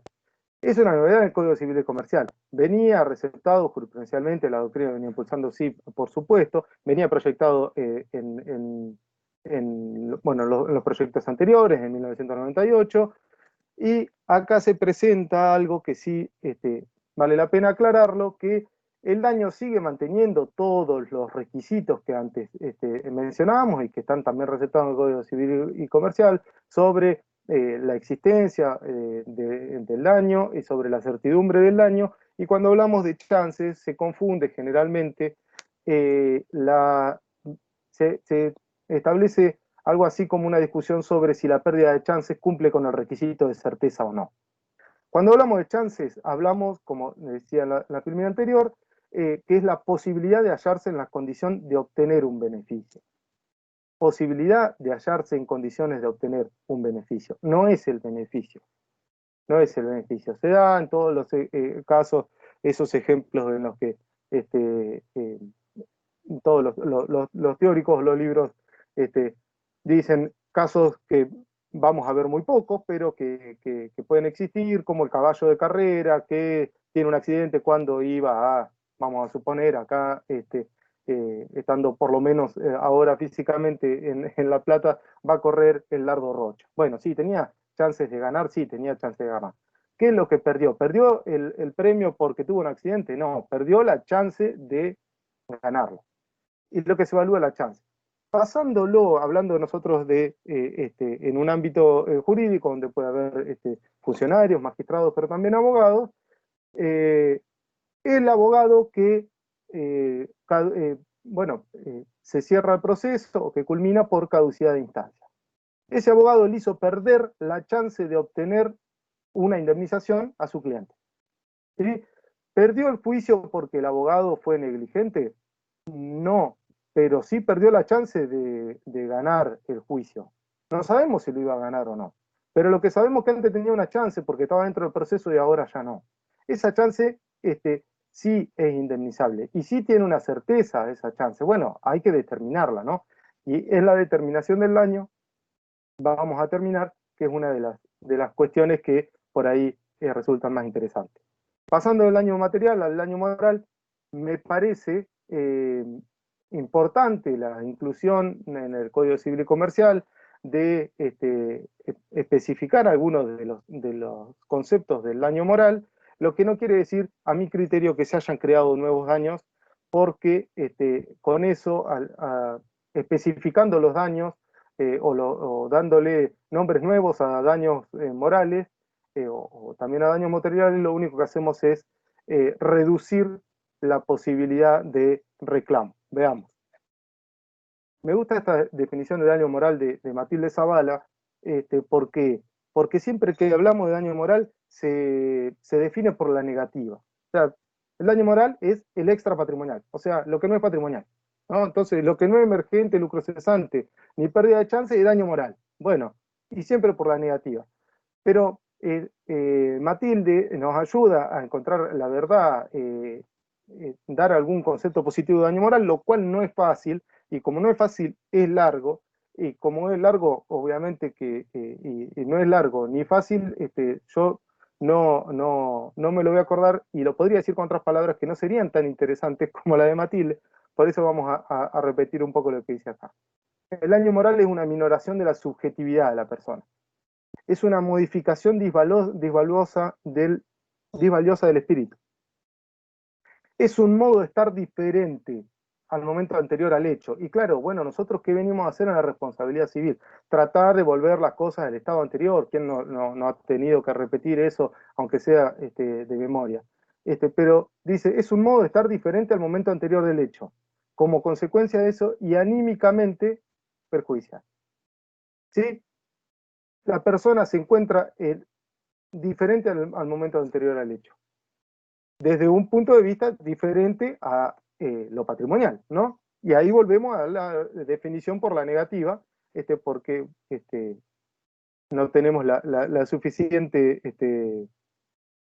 inteligencia de Matilde para definirlo por la positiva. Veamos. ¿Qué pasaba con el daño moral? Y esto es necesario compararlo porque vamos a ver, para rebatir esta teoría de los nuevos daños. ¿Qué pasaba? Bueno, Vélez Arfield dijo que había daño moral o agravio moral cuando había delito del derecho criminal, ¿no? Esto lo tomaba las leyes de las partidas, de las leyes españolas. La doctrina dice, Vélez Arfield en realidad copió a unos juristas franceses que hablaban de seguridad social como el centro, la seguridad social como el centro del agravio moral que decía Vélez Arfield. Luego, en la 17711, en el año 68, se amplía a la obligación de resarcir por los actos ilícitos, no con la reducción al delito del derecho criminal, podía comprender agravio moral. Hoy vemos que el 1738 y se incluye especialmente la violación de los derechos personalísimos, la integridad personal, las afecciones espirituales legítimas y la interferencia del proyecto de vida. Bueno, entonces nosotros decimos, bueno, el daño moral entonces comprende estas 3, 4, 5 cuestiones. Los derechos personalísimos que están consagrados allá por el principio del Código Civil y Comercial, que están centrados en la dignidad de la persona, las afecciones legítimas, cuestiones que ya veníamos viendo del Código de Vélez, y la interferencia del proyecto de vida, ¿no? Yo celebro, a ver... Perdón Lucas, tengo el lamentable rol de tener que decirte que te faltan 5 minutos como para que la regules. Listo, perfecto. Les decía, está incluido la interferencia del proyecto de vida. Yo celebro esta inclusión de interferencia del proyecto de vida. Es un desarrollo de una teoría que llevó adelante Carlos Fernando Cesarego, un jurista peruano, en el que él habla de una alteración o una lesión a la libertad fenoménica. ¿A qué? ¿Qué es la libertad para él? Dice, hay un video súper interesante que les puedo compartir, de Cesarego, definiendo él mismo y hablando él mismo sobre su postura. Dice que es la posibilidad de elegir cuando, de acuerdo o como consecuencia de una actividad o una omisión antijurídica, se me quita la posibilidad de elegir el proyecto de vida, debe ser reparado. Obviamente que tiene que ser reparado, sí, tiene que ser reparado. Lo que no tenemos que hacer es pensar en que este es un nuevo daño, porque yo entiendo que nosotros seguimos hablando de un daño material y un daño moral en digamos, en esta diferenciación tajante entre uno y otro, en el que en el daño moral podamos incluir todas estas cuestiones que nos dice el 1138, todas estas cuestiones podamos incluir, pero no cerrar los otros supuestos, porque si no, nos vamos a dejar llevar por teorías de otros derechos, como por ejemplo el derecho italiano, en el que como seguían consagrando, como decía Vélez Arfiel, el daño moral solo para el delito del derecho criminal, tuvieron que crear nuevos daños para poder ser reparados. Y así se crearon el daño estético, etcétera, etcétera. Y dicen los nuevos daños. Todos esos nuevos daños nosotros los podemos incluir en esta diferenciación de daño material y daño moral. Ahora, delimitado cualitativamente qué es el daño, hay que determinarlo cuantitativamente. Y lo voy a hacer en un minuto, Diego, te prometo. Hay un artículo que podría merecer toda una charla entera, que es el artículo 1746, que establece cómo se determina la indemnización por lesiones o incapacidad física o psíquica. Y habla que hay que determinar un capital cuya renta pueda cubrir la disminución de la actitud, tanto de las actividades productivas como las económicamente valorables. ¿Qué quiere decir esto? Las actividades que yo desarrollo, que son económicamente valorables, pero no las hago en relación laboral. Por ejemplo, aquella persona que decía, bueno, yo soy ama de casa. Bueno, una económicamente valorable no tiene, digo, porque si no, no entra dentro de riesgo de trabajo o lo que suelen aplicarse para establecer una indemnización. Esta cláusula, muchos autores dijeron, bueno, esta cláusula viene a romper con los métodos de cuantificación, o por lo menos con la prudencia judicial, en ese caso. Nosotros tenemos dos métodos, la prudencia judicial o la renta capitalizada, la aplicación de fórmulas. Hay más casos, ahí menciono 3 más intermedios, en los promedios de fórmulas, etcétera. Pero la pregunta es, ¿la prudencia judicial hoy cumple con el 1746? Bueno, hay 2 fallos, o en realidad uno muy importante y muy reciente, el 22 de junio, la Corte dijo, primero, que avaló la aplicación de la fórmula, y segundo, que la indemnización es una deuda de valor, por lo tanto, hay que actualizarla aplicando el valor real al momento de la sentencia, lo cual hizo cambiar la base de el cálculo de las indemnizaciones. Esos fallos están en la Corte, cualquier cosa, hay una nota escrita al respecto que les puedo pasar. Hasta acá muy rápidamente, Diego, cualquier cosa abordaré luego en las consultas. Muchas gracias. Lucas, un placer escucharte. Me vino a la memoria aquellos momentos en donde te tomaba parcial en el grado, y verte ahora a la par como expositor verdaderamente me llena de orgullo. Aparte, lo que uno aprende, Perdón, algunas cosas... El paréntesis, Diego. Yo iba a decir al principio, no quería robar más tiempo, pero para mí es un honor compartir con todos ustedes porque han sido todos profesores míos, que no es en grado, en el posgrado. Con Diego he estado rindiendo exámenes y la verdad que ha sido muy grato, y es muy grato para mí estar ahora compartiendo con ustedes. El honor es mío. Para vos tener que escucharme de vuelta, bueno, te pido perdón, pero... No, lo que, la evolución, es impresionante. Bueno, Lucas, excelente, la verdad que me encantó, lo excelente de la exposición es que me quedo con ganas de escucharte, pero en este papel de verdugo, de dueño del reloj que me toca cumplir, le vamos a dar paso a nuestra expositora y querida Karina Bigliardi, que tuvo oportunidad de hablar en el Instituto de Estudios Judiciales, invitada a mitad de año para hablar sobre buenas prácticas en materia de familia, que tan convocado fue el encuentro. Así que bueno, presento a Karina, que es profesora adjunta ordinaria de Derecho de Familia de la Facultad, es jueza del Juzgado de Familia número 7 de La Plata, especialista en Derecho de Familia. Bueno, ya está, Diego, amigos, somos amigos. Amigos. Bueno, pero para quienes no te conocen también, que sepan que sos consejera del Consejo Académico de la Facultad, evaluadora de proyectos de extensión universitaria, autora de libros, artículos, capítulos de doctrina. Para aquellos que no te conocen, es bueno que... Ahí está. Bueno, listo. No robo más tiempo a tu exposición. Le damos hasta menos 20 y ya dejamos ahí espacio para preguntas. Bien. Bueno, hola a todos, buenas tardes a todos. Gracias por estar participando. Gracias a Julia por el espacio. Y bueno, siempre cuando uno está en estos lugares tan rodeado de amigos, porque en realidad uno, bueno, a Lucas, a Mauro, Diego, siempre estamos haciendo estas actividades. Es increíble cómo surgen interrogantes, ¿no? Yo lo escuchaba a Mauro y me surgen propios interrogantes sobre los míos, y ahora Fernando me va a ayudar compartiendo pantalla, porque bueno, Netflix me anda bien, Mauro, pero Filberter no. Entonces hoy estuve más complicada que nunca. Antes de empezar, un agradecimiento muy especial a Fernando Fasano, que siempre está con nosotros, ahí ayudándonos, y siempre está muy predispuesto para poder colaborar, para que salga esto todo muy bien. Así que muchas gracias, Fernando. Bueno, el tema es hablar de la vigencia, lo que pasó en estos 5 años en familia. La filmina siguiente, yo puse unos temas que quisiera conversar con ustedes, pero puse familias.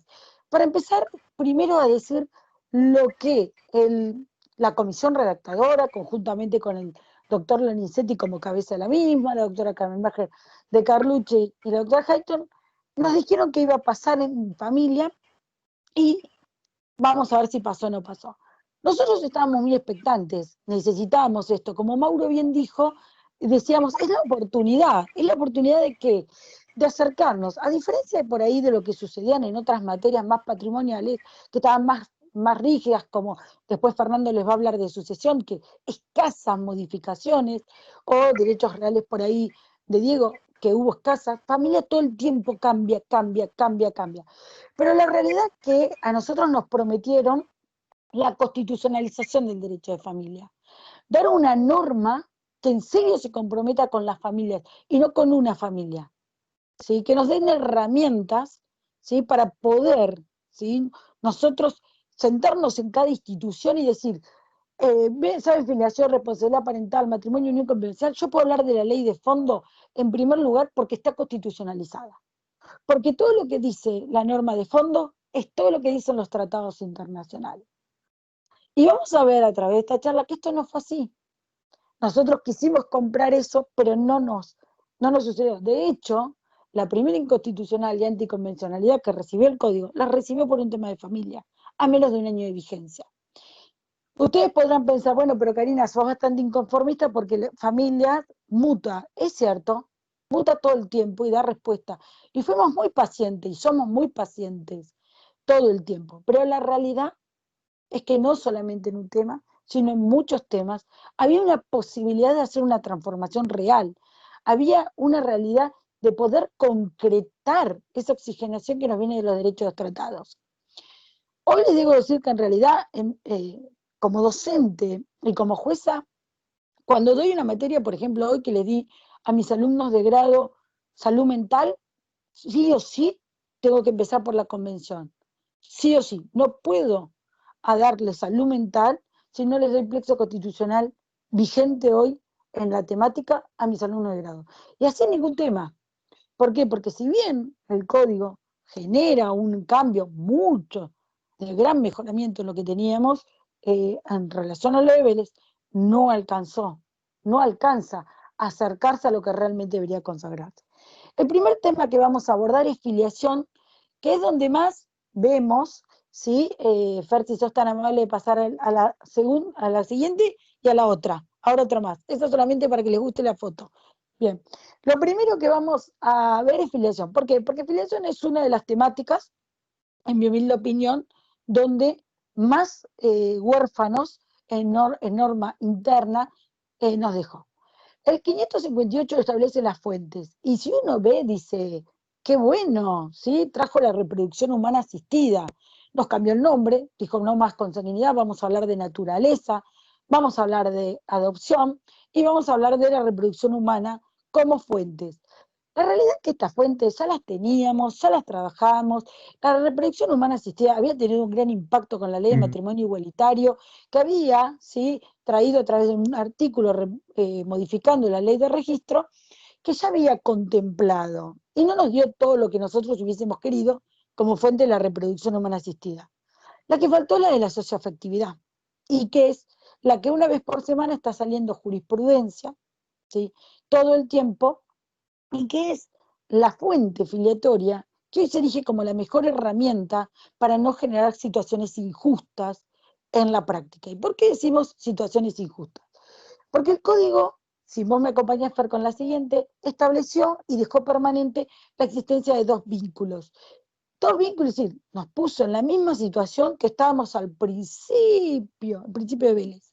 Si bien abandonamos el acto sexual como única comprobación o nacimiento de fuente filiatoria, es decir, nosotros, Vélez, obviamente que era lo único que tenía, decía, bueno, el acto sexual es el que genera o el que hace que las personas se procreen, entonces tomo ese y lo convierto en fuente y puso la consanguinidad.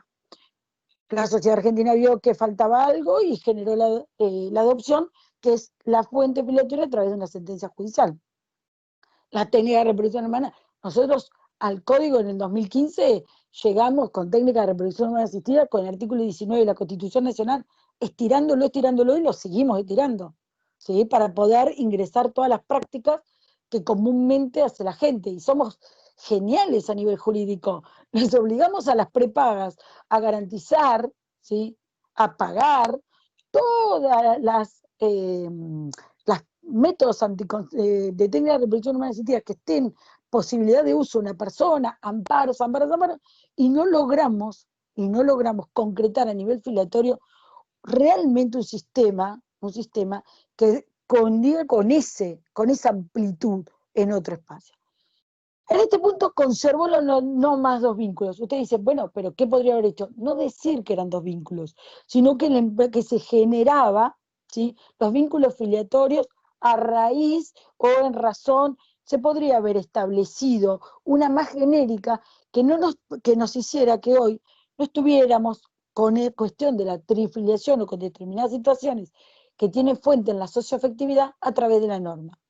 Yo traje para referenciarle dos fallos, pero ustedes van a ver que hoy en el día hay uno de adopción, después posteriormente que en la página de la Corte también pueden encontrar uno. El primero es el de Córdoba, que es la siguiente filmina, Fernando, en la cual hasta se puede ver ahí, en esto de la plurifiliación, cómo elige, ¿sí?, la niña, y habla de su padre biológico, y habla de su padre de afecto, y donde no se ve conflicto, y donde se ve la conformación de una vinculación materno-paterno-filial, desde el reconocimiento de los vínculos, de lo que nosotros llamamos enlace emocional, ¿sí?, en donde realmente uno, a la luz del interés superior del niño, consagrado en Convención, Observación 14, rectora de todas las decisiones, hace que nosotros tengamos que tener una norma de fondo más flexible, ¿sí?, en esto de lo que nosotros denominamos generación del vínculo por fuera, digamos, de lo que estructuralmente es lo que la filiación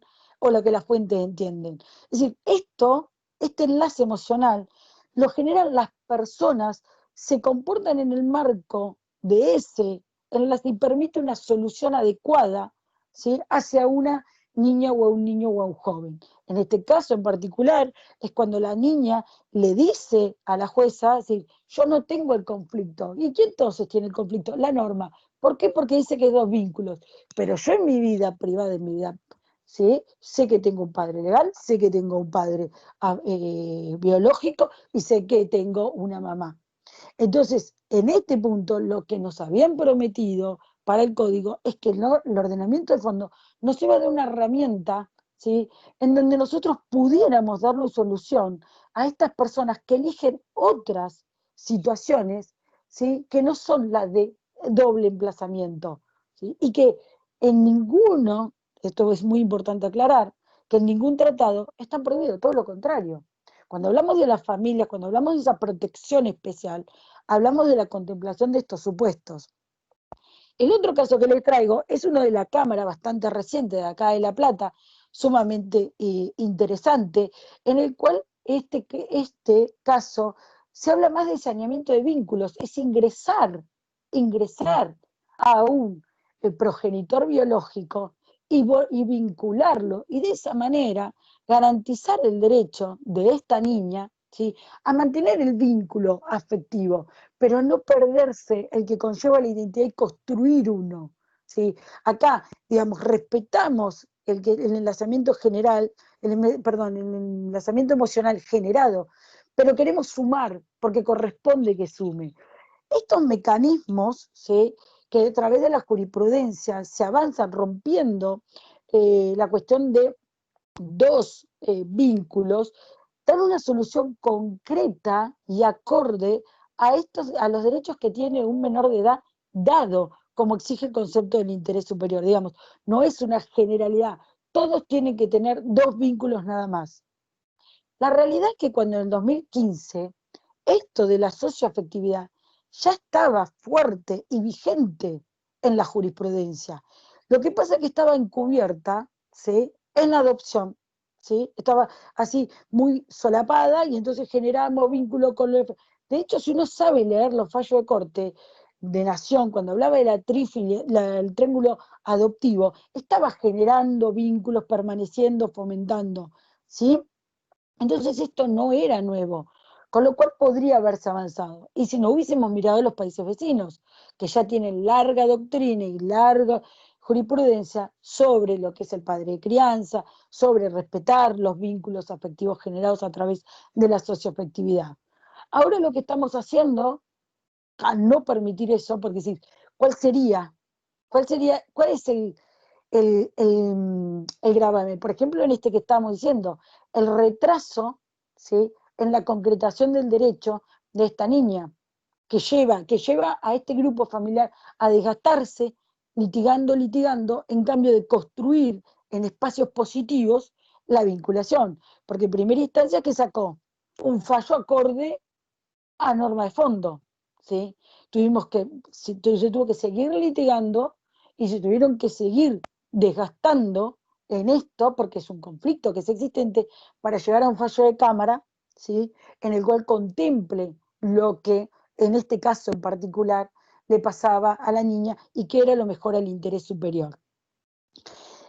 Por eso hubiese sido realmente, o es necesario, o ya se está hablando, por ejemplo, en este punto, que la socioafectividad ahora forma parte de todos los temas de familia, ¿sí?, en los congresos. Ustedes van a ver que este tema, ¿sí?, vamos a debatir, vamos a votar, vamos a seguir girando jurisprudencia y esperando una norma, ¿sí?, que nos lo resuelva, cuando en realidad nosotros podríamos haber tenido sacando un requerimiento, lo podríamos haber tenido en el código.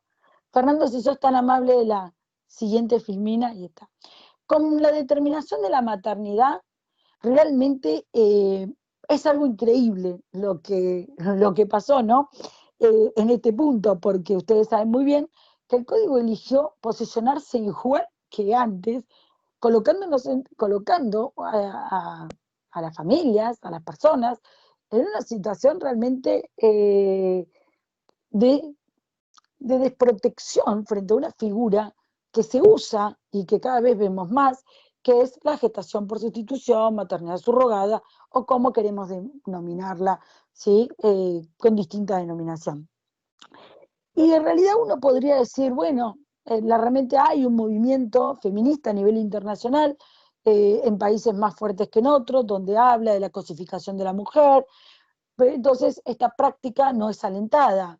Pero la Argentina no lo hizo por eso, digamos, la comisión redactadora lo tenía previsto, y no lo hizo por eso.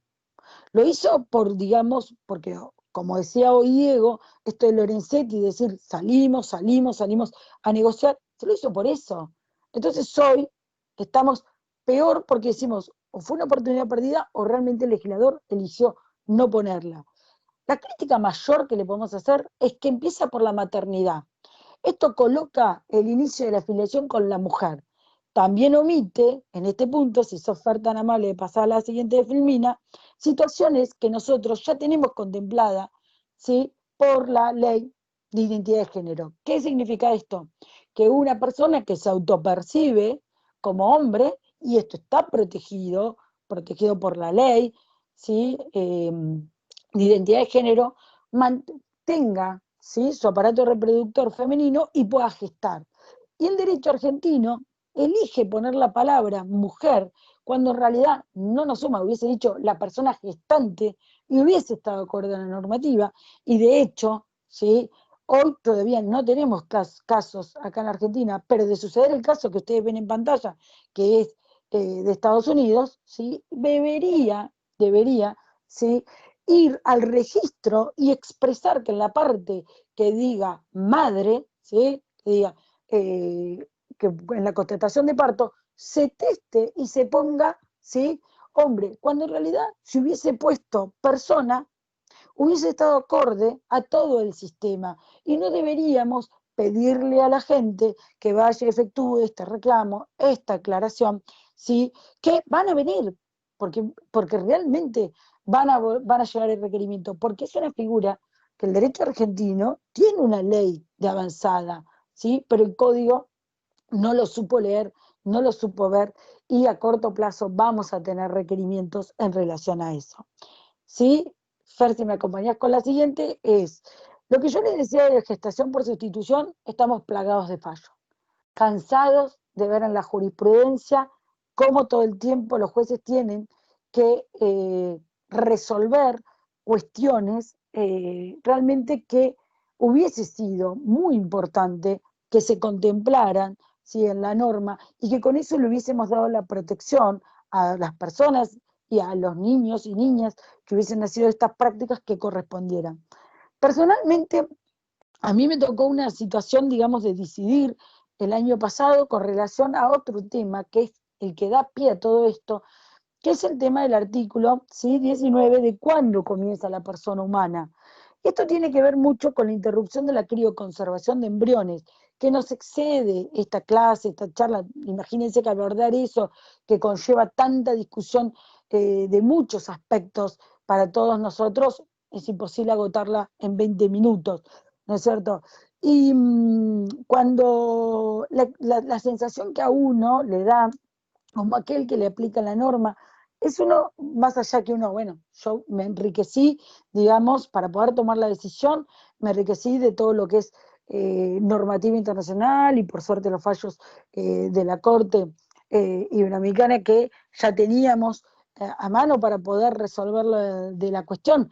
Pero la realidad es que esa imposibilidad tanto de resolver cuándo comienza la persona como el tema de gestión por sustitución, habla de una falta de compromiso, en mi humilde opinión, con la totalidad de la sociedad argentina y con lo que necesitaban las familias, las personas, los niños y niñas argentinos, en el hecho de que nosotros definamos un encuadre jurídico en un ordenamiento interno y no les hagamos concurrir a la justicia en requerimiento de, por ejemplo, autorizaciones judiciales, están en el tema de la gestación y tienen que venir a la justicia para que no se lo inscriba, para que no le corra esa determinación de la capacidad. Cuando nosotros sabíamos, digamos, no es que estas situaciones no se daban en el 2015. Tenemos centros, tenemos historia con un gobernador que puso carteles gigantes que decía que las técnicas de reproducción humana asistida se hacían en los hospitales públicos, ¿sí? Digamos, no es que no teníamos. Entonces, hacer un código para que, no les digo, si sos tan amable, Fer, de pasar a la siguiente filmina, hacer un código para que al año una jueza como Silvia Villaverde tuviera que sacar este fallo, ¿sí?, donde hablaba de la inconstitucionalidad y la anticonvencionalidad para poder, ¿sí?, acompañar a una mujer que su hermana decidió gestar por ella, ¿sí?, y utilizar todo el dispendio jurisdiccional en el hecho de que vayan al tribunal ser evaluadas.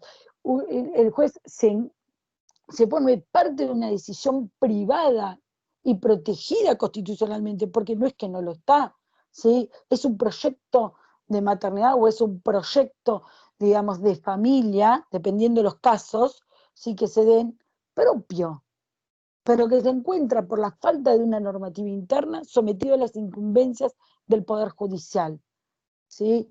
Eso no es, digamos, eso no es hablar de autonomía de la voluntad, como se habla en la parte en la exposición de motivos. Eso no es autonomía de la voluntad. Eso es todo lo contrario. Es ir a requerirle a la justicia, ¿sí?, que participe, que integre, o que me acompañe, o que decida por mí, ¿sí?, cosas que realmente no deberían hacer, porque deberían estar, digamos, por su protección constitucional, deberían estar solamente en la privacidad de las familias, ¿sí? Si sos tan amable, ahí está. Hay cuestiones que podríamos, yo recién escuchaba con los nuevos daños a Lucas, daños y perjuicios. Uno cuando vio el artículo de daños y perjuicios decía, bueno, listo, zanjamos toda discusión, en filiación hay daño y perjuicio. Cuando lo lee tranquilamente, dice solamente por la falta de reconocimiento.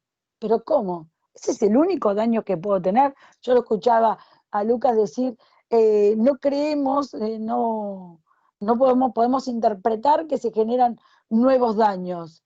Y yo antes del código tenía todo el abanico para reclamar en daños en filiación. Todos los que surgieran, todos donde hubiese sido un daño, sí que merece ser reparado. Pero ahora me dice el código, ¿sí?, el de reconocimiento. Sí, no digo que no haya allanado, pero tampoco generó algo que ya nosotros teníamos, digamos, muy asentado en ese aspecto, ¿no? En posición de Estado sí, se quedó muy corto. Fue una oportunidad prácticamente perdida. ¿Por qué? Porque la posición del Estado es la que nos hubiese, como figura fortalecida, aliviado el camino con la socioafectividad, ¿sí?, y con la disparidad, ¿sí?, con la disparidad, ¿sí?, de diferencias entre hijos matrimoniales y extramatrimoniales. ¿Por qué digo esto? Si nosotros en el matrimonio tenemos el emplazamiento filial, ¿sí?, por la presunción. Entonces, nosotros, en ese aspecto, ¿sí?, de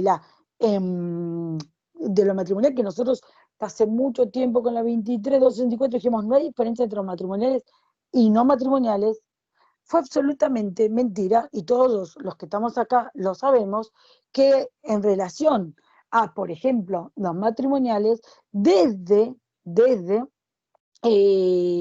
la concepción, tenía acceso a la cuestión alimentaria la mujer en su condición de cónyuge y el por nacer en la presunción que le cabía por estar gestado después de la celebración del matrimonio. El extramatrimonial no corría la misma suerte, ¿sí?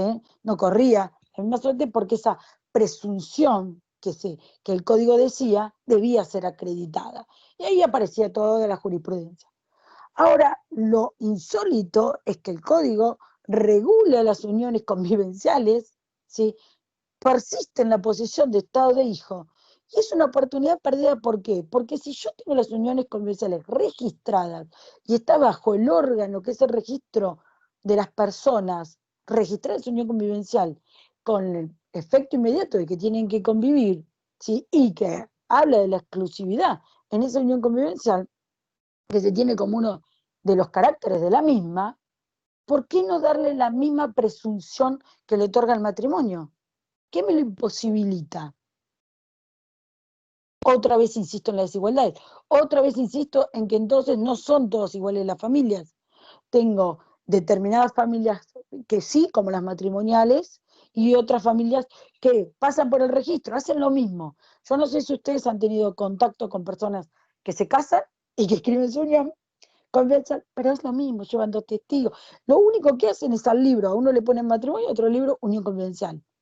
Hay otros efectos, por supuesto que los sé y no los desconozco, pero en lo que son los hijos, ¿por qué hacer la diferenciación? Una oportunidad perdida. ¿Y cuál es el efecto inmediato si yo equiparaba las uniones convivenciales registradas a la misma presunción que tiene el matrimonio? La protección inmediata por todo el emplazamiento, ¿sí?, digamos, que tienen iguales los hijos matrimoniales. ¿Se entiende? En este punto.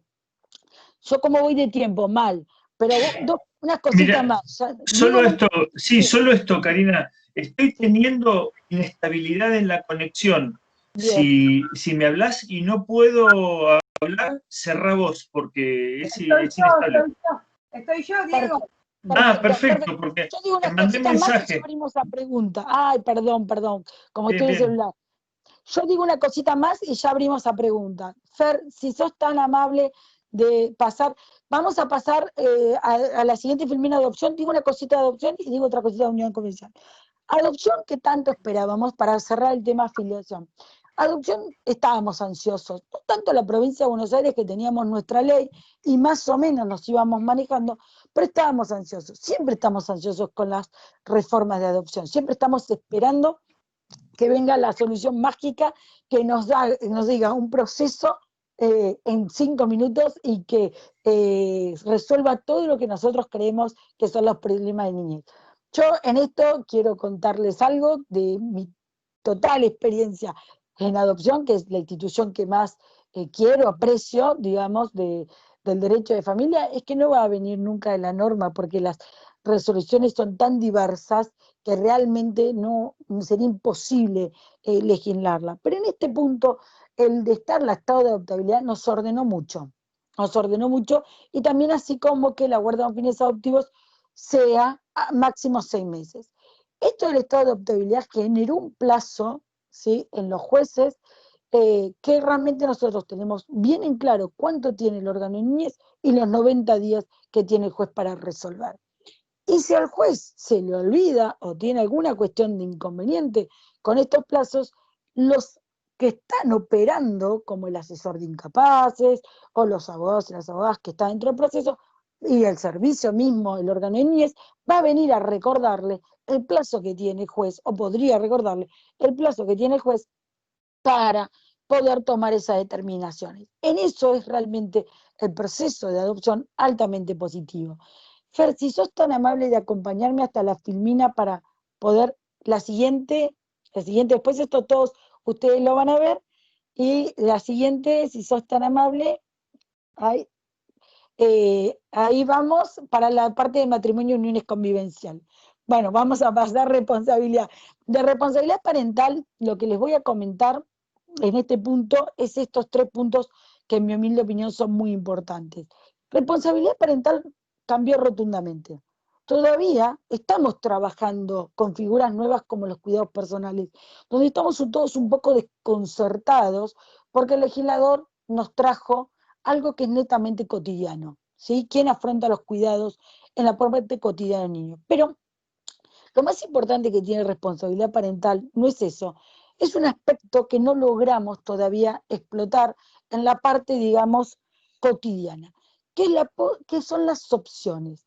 En responsabilidad parental, al dividir las figuras, hablarnos de titularidad, ejercicio, cuidados personales, el código nos da distintas alternativas de organizar este ejercicio de responsabilidad parental acorde a lo que pasa en ese grupo familiar. ¿Qué significa esto? O otorgo unilateral, otorgo bajo modalidades el ejercicio de responsabilidad parental, o otorgo en forma compartida, ¿sí?, o asigno temas a cada uno. ¿Bien? Eso es muy importante. Lo de disgusto es que cayó en algunas cuestiones que no son buenas para alentar la responsabilidad parental, que por ejemplo el legislador parte de que alguna vez los progenitores convivieron. Eso uno ahí se da cuenta que no pudo, tuvo intención la comisión redactadora de poder acercarse a esta idea amplia de las familias, pero volvió a caer. No separó la vinculación afectiva de los progenitores como pareja de lo que es la coparentalidad. Eso nos trae problemas a diario, ¿sí? Y eso nos dejó afuera a personas que no se vinculan como pareja, que no se quieren como pareja, pero se eligen para llevar adelante, ¿sí?, la coparentalidad, es decir, para tener un hijo juntas. No es la gran mayoría, no lo es. Y todos nosotros lo sabemos. Pero eso no quiere decir que no fue una oportunidad perdida para darles un espacio jurídicamente y con eso también nosotros como operadores empezar a dejar bien en claro a todas las personas que una cosa es unión de pareja, ¿sí?, es su unión de pareja, es sus elecciones, matrimonial, unión convivencial, la noviazgo, la que quieran, y otra cosa es la coparentalidad. La coparentalidad se les va a exigir siempre en forma, ¿sí?, saludable, respetuosa, porque va por otro camino, garantiza los derechos de un niño, niña o joven, ¿sí?, que requiere para su desarrollo, para la crianza, ¿sí?, y está protegido en el artículo 9 y 18 de la Convención de los Derechos del Niño, de la existencia y de la protección de todo el tiempo de estas personas. Y no le importa, o no le debería importar, ¿sí?, y no le debería importar a esta hija o hijo la condición efectiva de sus progenitores, entre ellos. ¿Por qué? Porque va a estar garantizado la relación efectiva, ¿sí?, en relación a esa niña o a ese niño. ¿Se entiende?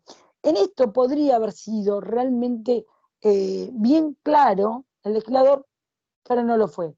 Lo que sí nos ofrece alternativas para que arreglen, digamos, acuerden distintas formas, ¿sí?, los progenitores de cómo ejercer esa coparentalidad. Fer, para lo último, si sos tan amable, acompañarme a la filmina, pasar hasta la filmina de matrimonio, unión convivencial, perdonen, veo el reloj, bueno, ahí todo lo que yo les, miren todo lo que les quería decir, a la siguiente, si sos tan amable, Fer. Más, una que es un cuadro. Bien.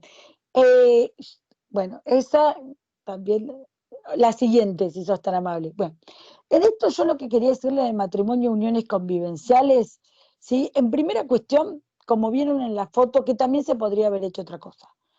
El legislador dejó subsistente, ustedes saben que nosotros teníamos 3 requisitos de existencia matrimonial, que era la diversidad de sexo, que fueran 2, y que prestaban consentimiento frente al oficial público. Con la ley de matrimonio igualitario se sacó la diversidad de sexo, bienvenido, tuvimos un gran camino hecho, pero el código no hizo una reforma superadora en el hecho, por ejemplo, de sacar el requerimiento de 2 personas, y con eso posibilitar que ingresen en protección familias, uniones poliafectivas, que hoy, vamos a ser sinceros, no es un requerimiento, pero lo va a ser a futuro. Va a ser un requerimiento futuro.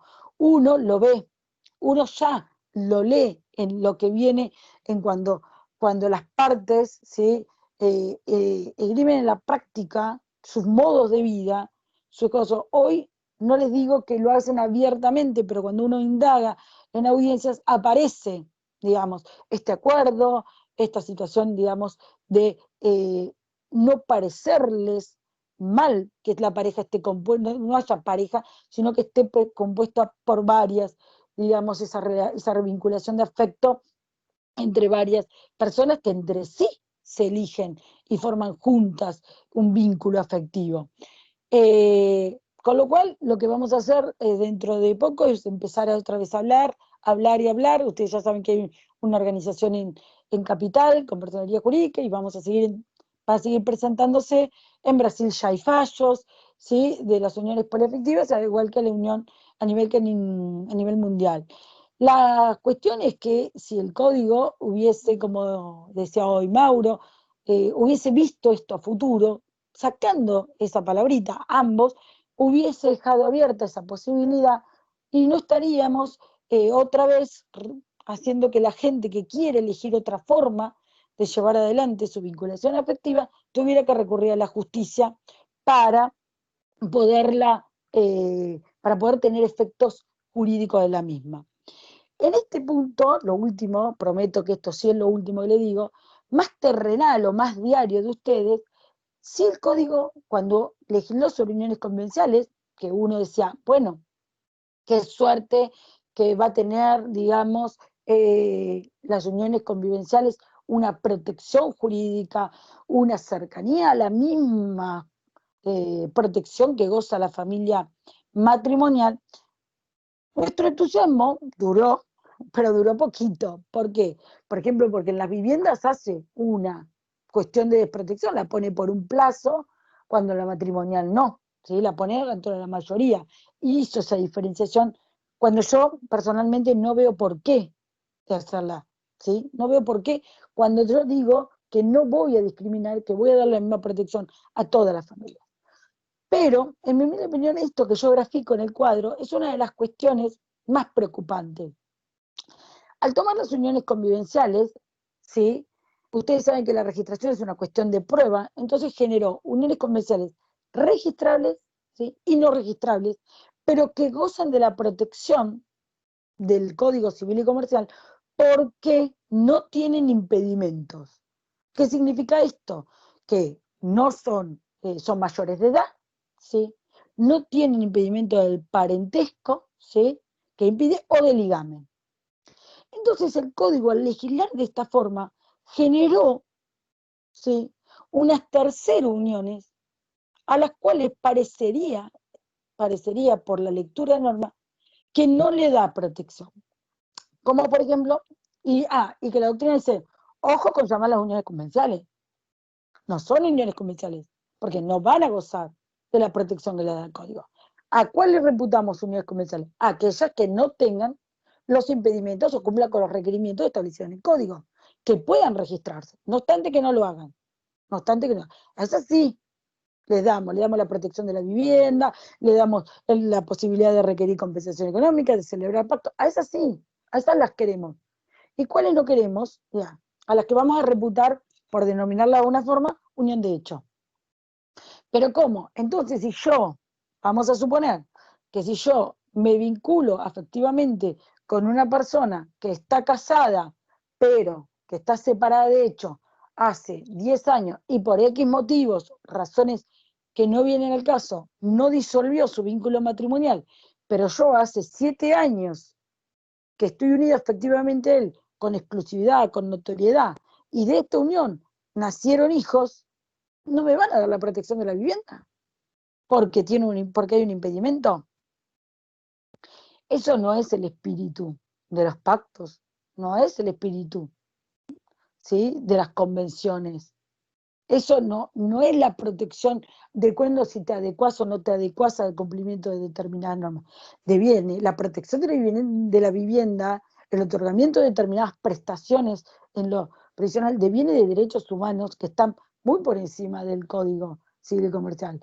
Y después me habías prometido no juzgarme, ahora me juzgás cada 5 minutos, con lo que haga o no haga en referencia a que adecuarme o no adecuarme a las normas.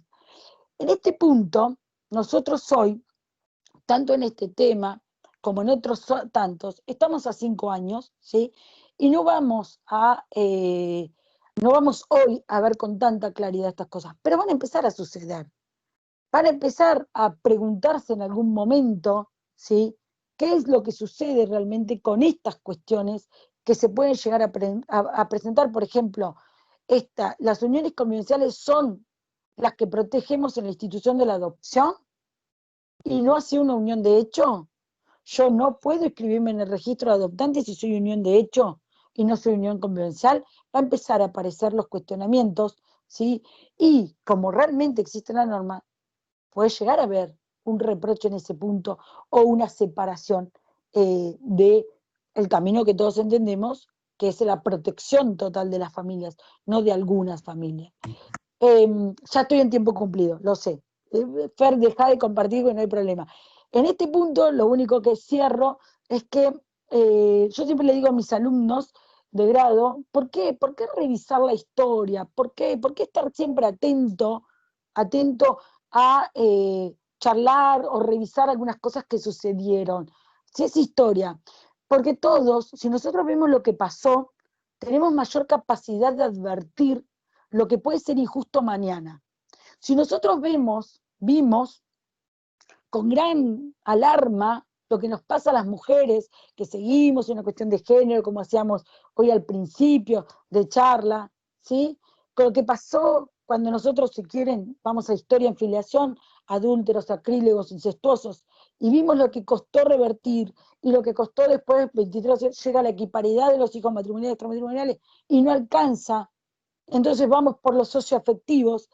Tenemos que tener una posición inteligente y lograr una norma que permita que la gente, ¿sí?, viva viva, ¿sí? Preocupada por sus nexos afectivos, por alimentarlo, por tener una vida familiar libre de la mayor incumbencia del Estado, y no preocupado por juntar los honorarios de un abogado para ir a pedirle, ¿sí?, que respete su vinculación afectiva que se generó en los hechos.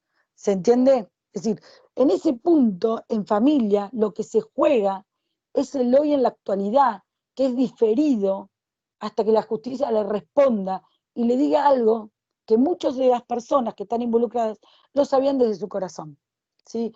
Por eso en esto es importante, y ojalá que no nos pase cuando hagamos 10 años del código, es muy importante que los legisladores, y nosotros también desde nuestro lugar, entendamos que se debe legislar, ¿sí?, mirando para atrás para aprender, mirando en el ahora para saber dónde estoy, pero también con una amplitud que nos permita contemplar situaciones para el futuro, principalmente en derecho de familia.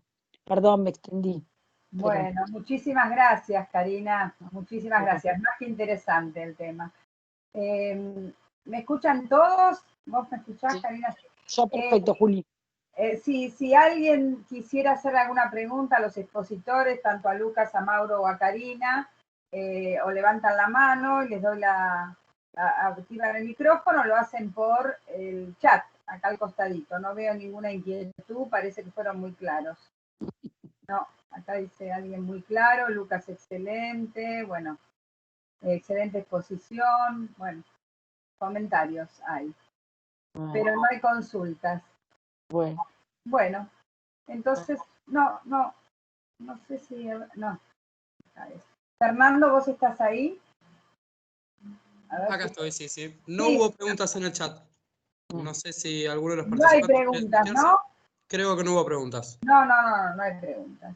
Bueno, si no hay preguntas, los despedimos a los tres, les agradezco muchísimo nuevamente. Nos volvemos a encontrar el próximo martes en el último encuentro, y tercero, por supuesto que van a exponer otros abogados, pero... Si me lo permitís, recordarles que el próximo está Jorge Martínez, Fernando Castro con sus sesiones, digamos, vamos otra vez, y estaba presente el otro expositor, no sé si se ha ido, pero bueno, el martes que viene los esperamos para poder cerrar este ciclo y conversar, y les agradecemos mucho. Sí, que va a quedar mucho en el tintero para poder abrir otro ciclo a los 6 años, a los 7, porque seguramente a mí, que no soy del fuero, igual me interesa y me atrapa, me imagino a los que trabajan continuamente en el fuero, ¿no? Civil y de familia, por supuesto. Bueno, muchísimas gracias a los tres, gracias a los asistentes, y los esperamos para el martes que viene a la misma hora. Muchas gracias. Hasta luego. Chao. Gracias a todos. Ustedes. Hasta luego.